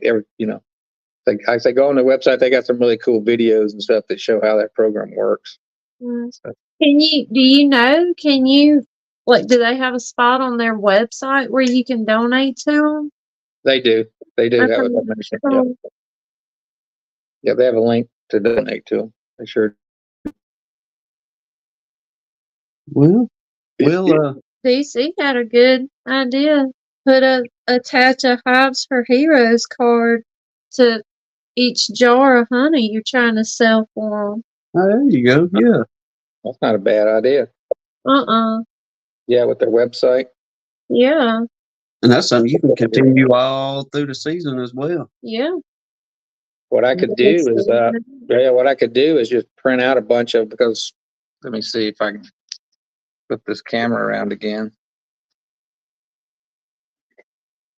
This is always dangerous. You can call me Buttons 2, I think, Hannah.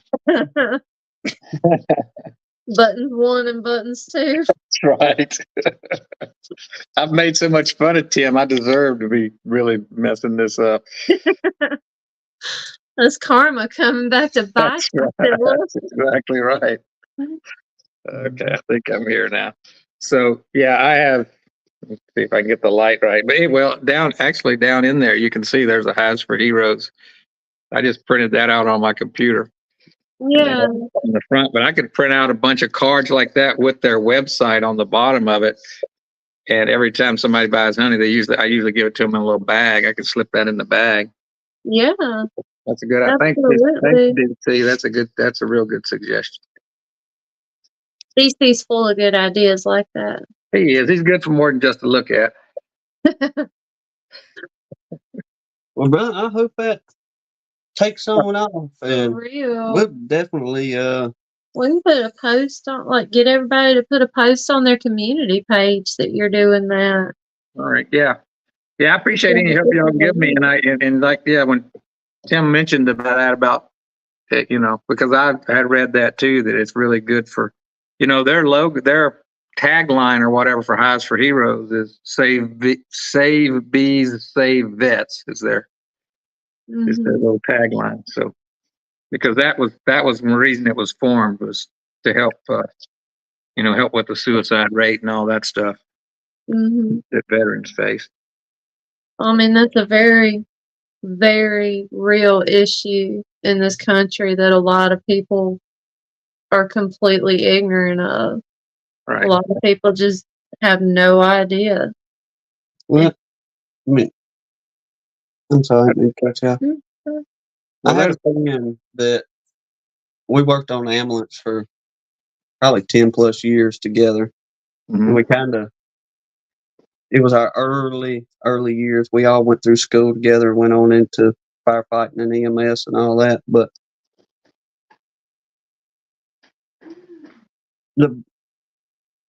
my buddy, he stayed with another friend of ours. They rented an apartment in Mobile, and my one friend come off a shift off the ambulance, come home to the apartment just like any other morning. Went in there and said I was going to get me something to eat, so on and so forth. And I went in there to wake up Chad. Tell him, hey, you're on shift in the next few hours, need to get on up. Well, when he went in there to wake him up, there wasn't no waking him up. He took his life. Oh dear. Now he worked. He worked the ambulance. Is that what he was working? Yeah, he worked ambulance, Right. and it got him. I mean, the Yeah. trying to hide it for so many years and trying to put things away and not going to decompress after different calls, because there is a way. I don't know if anybody's ever, if you've been a first responder or something along those lines, you know that after what we would call a bad call, Mm-hmm. that there are certain people, for instance, I'll just use Mobile County. There are people that are ready to go 24/7 in those events to come and talk to us first responders.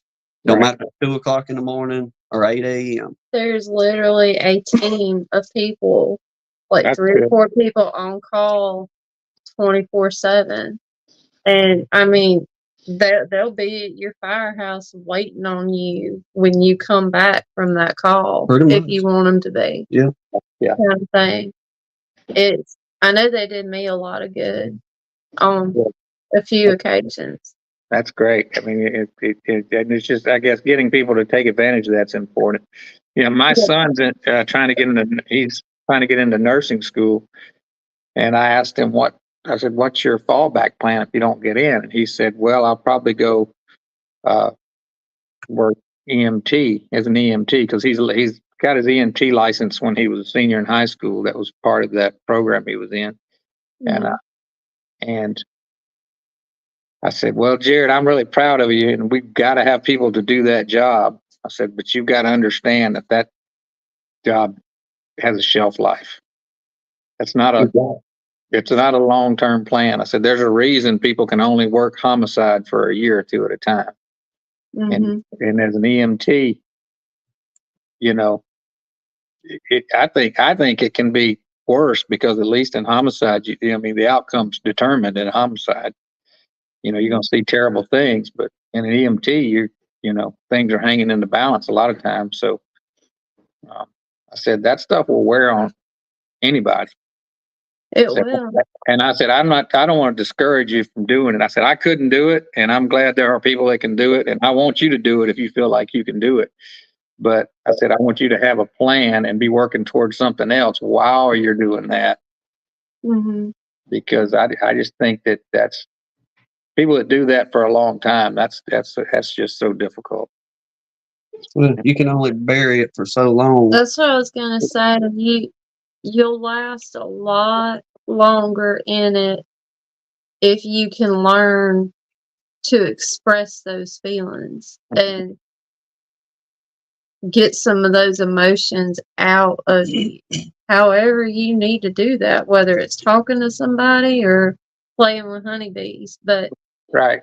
you have to decompress Yeah. at some point or it will eat you alive. The thing I Some of the could, things you the see. thing I wouldn't be able to handle is children. Hurt Oh children. my gosh. That's got to be the worst.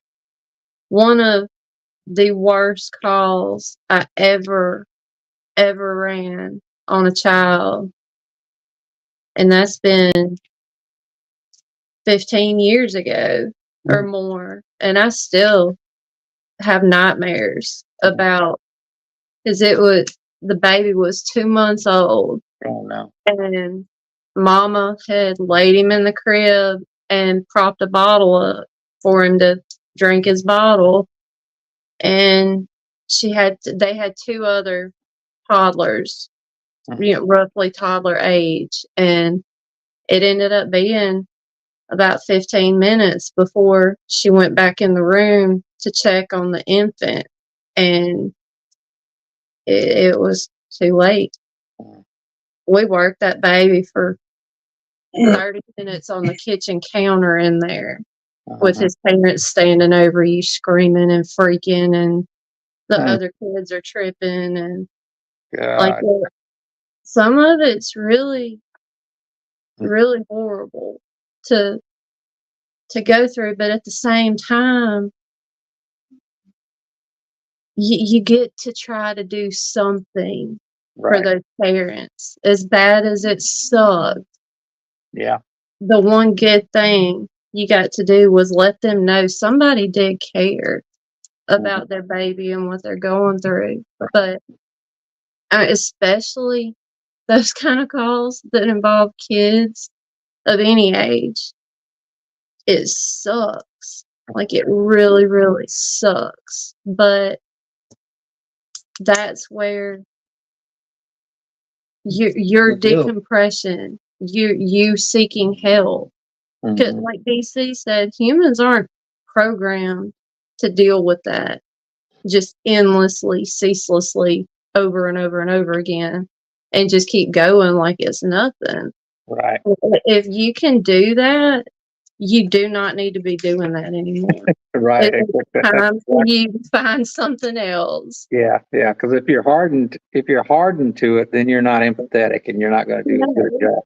Yep. No, That's part of caring for someone is but being that's empathetic. also the part that leaves you open to just being broken down by it. 'Cause you have to feel that. You have to be able to feel something for the people you're working on and working with. But it's definitely a balancing act. Like, you got to be able to feel it, but it sucks to feel it at the same time. Exactly. But Well, Bless you guys for having done that. That's tough. Not everybody can do that. but it at the same time, it can be so rewarding though. Like, another call on a kid we worked together. The dude, I mean, he was like maybe 2 or 3, Mhm. but in a diaper, nothing, no other clothes on, just at home on a summer day. Well, he ended up dumping a bowl of boiling water down his front, and it was bad. We had to put that baby on the helicopter. we didn't wait for the ambulance. We threw him in the fire truck and took him to the Literally. helicopter. Took him and set up an LZ in a field down the road and flew him. And a lot of times you don't get to know what happens once that patient leaves you to go to the hospital or wherever.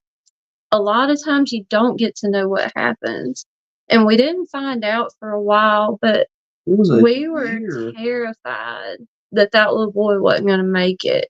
I mean, he was burned so bad. It was horrible. But we were in the pharmacy. I mean, a solid year and a half later, if not more. Wow.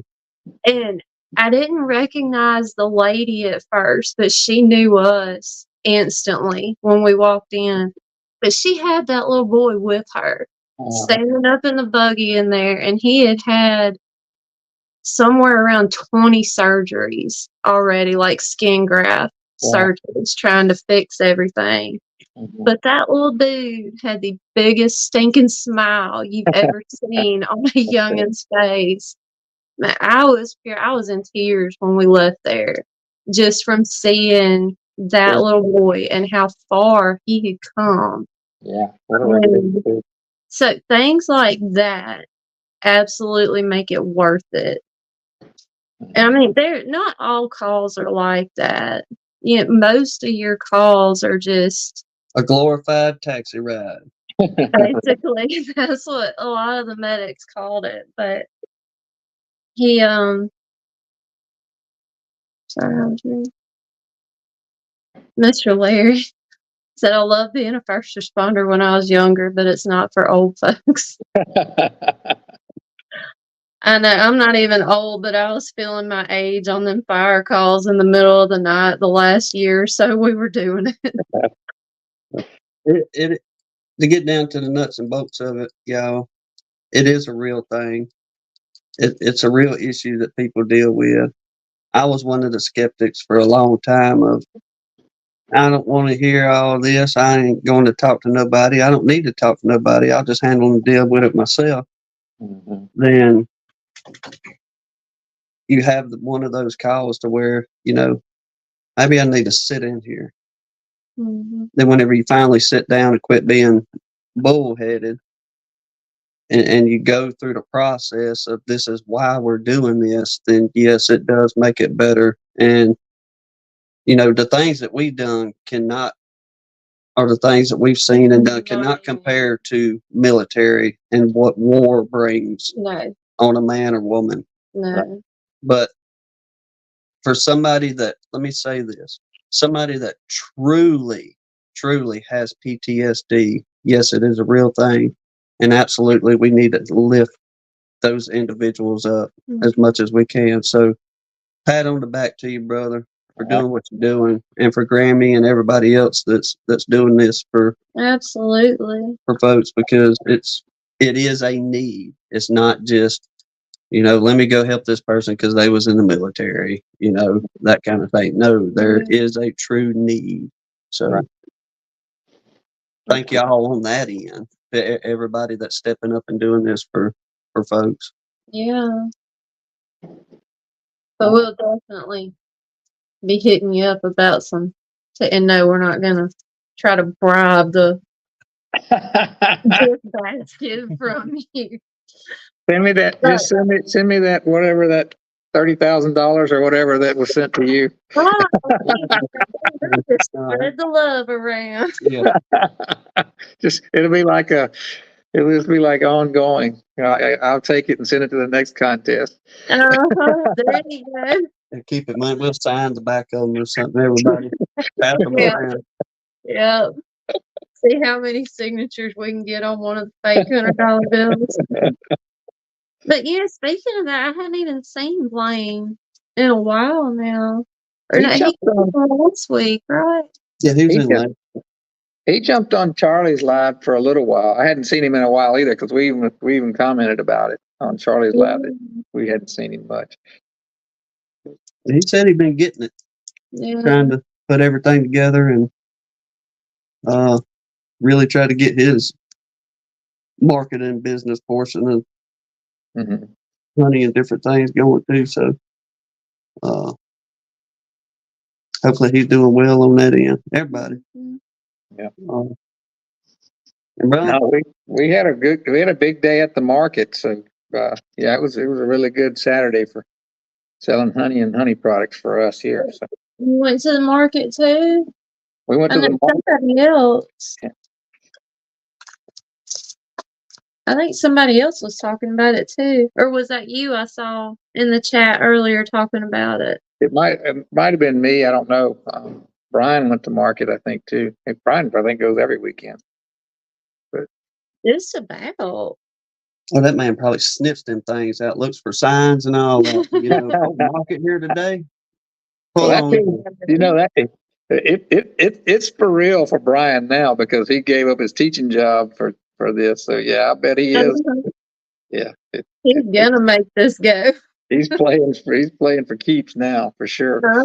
He's not just dabbling like I am. So I don't blame him. I'm glad, because I copy just about everything he does. He accused me of stalking him. I'm like, you damn right I am. You got some good ideas. I'm going to be checking them out. I don't think he really minds, though, or he wouldn't be putting it out like he does. No, that man likes to help people. You tell that about old Brian. He sure does. He sure does. Yeah, DC, I think he said he finished his last big market, like an all weekend event. Yeah, I don't know how he does that. My market's only 4 hours. Of course, their setup is so intricate too. I mean, they've got vertical retail fixtures and 3 or 4 tables, and I wouldn't even want to think about setting that up for a 4-hour market. You need an all weekend market to set up something like that. So but it probably takes them 4 hours to get it all set up and displayed right. Do you guys follow that Gruffield or whatever? He's from, I think, Wales. I don't think so. He's Gwen Gruffield. I think he calls himself Gruff or something.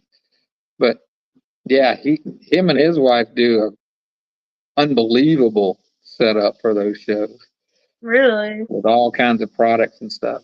Yeah.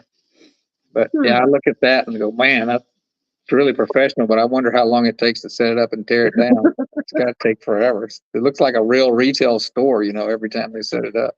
Oh, wow.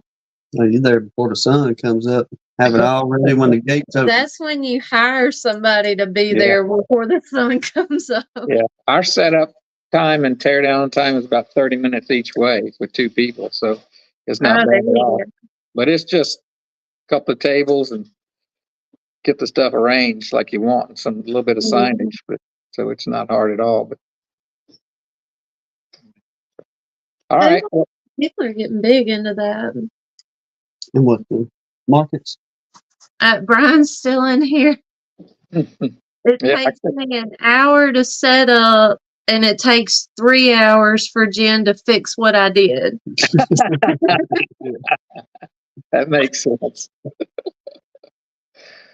That makes sense. That's funny. Yeah. Sophie's our set designer when we set up. So there you go. I give her a little bit of feedback, but that's about it. A little bit.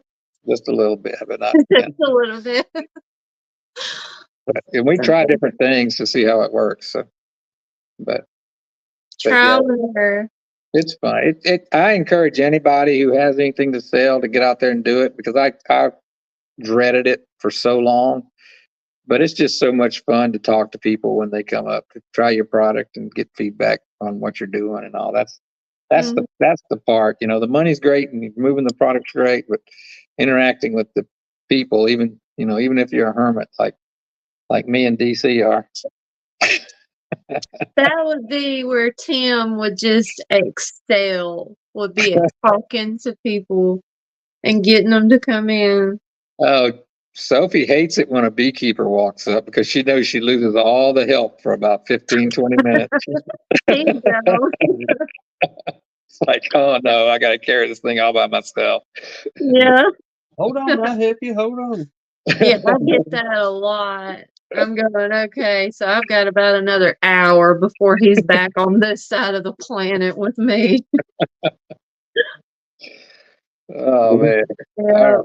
My phone's just about to die. I just meant to jump on here and show you guys that, but I've enjoyed the conversation. I enjoyed the show tonight, too. Thank you guys for doing this. This is this one happens. I hardly ever miss yours, even if I'm driving back from the farm, because it falls real good into my schedule. On all the other, it just seems like I'm, got all this stuff going on. So this is a good show. Well, hey, we appreciate you and everybody that hanging out with us. And absolutely. And we'll try to help spread the word about your raffle too.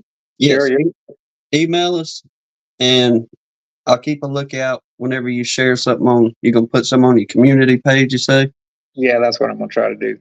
Okay. I wasn't going to do it today, but I actually was going to do it Saturday, but I was so busy Saturday, I didn't have time to look up. But my excuse for today is I was just recovering from Saturday, I guess. So we'll see what my excuse is tomorrow. But yeah, you guys had a lot of people on your show tonight, or watching your show tonight. That's good. Things are growing. Blew my mind. Yeah, you guys had some stars too. I saw the Dirt Rooster in there, and Ian, and we're getting all these big names. Exactly.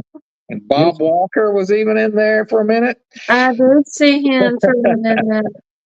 He didn't stay long. I think things are really getting bad with his mom and all.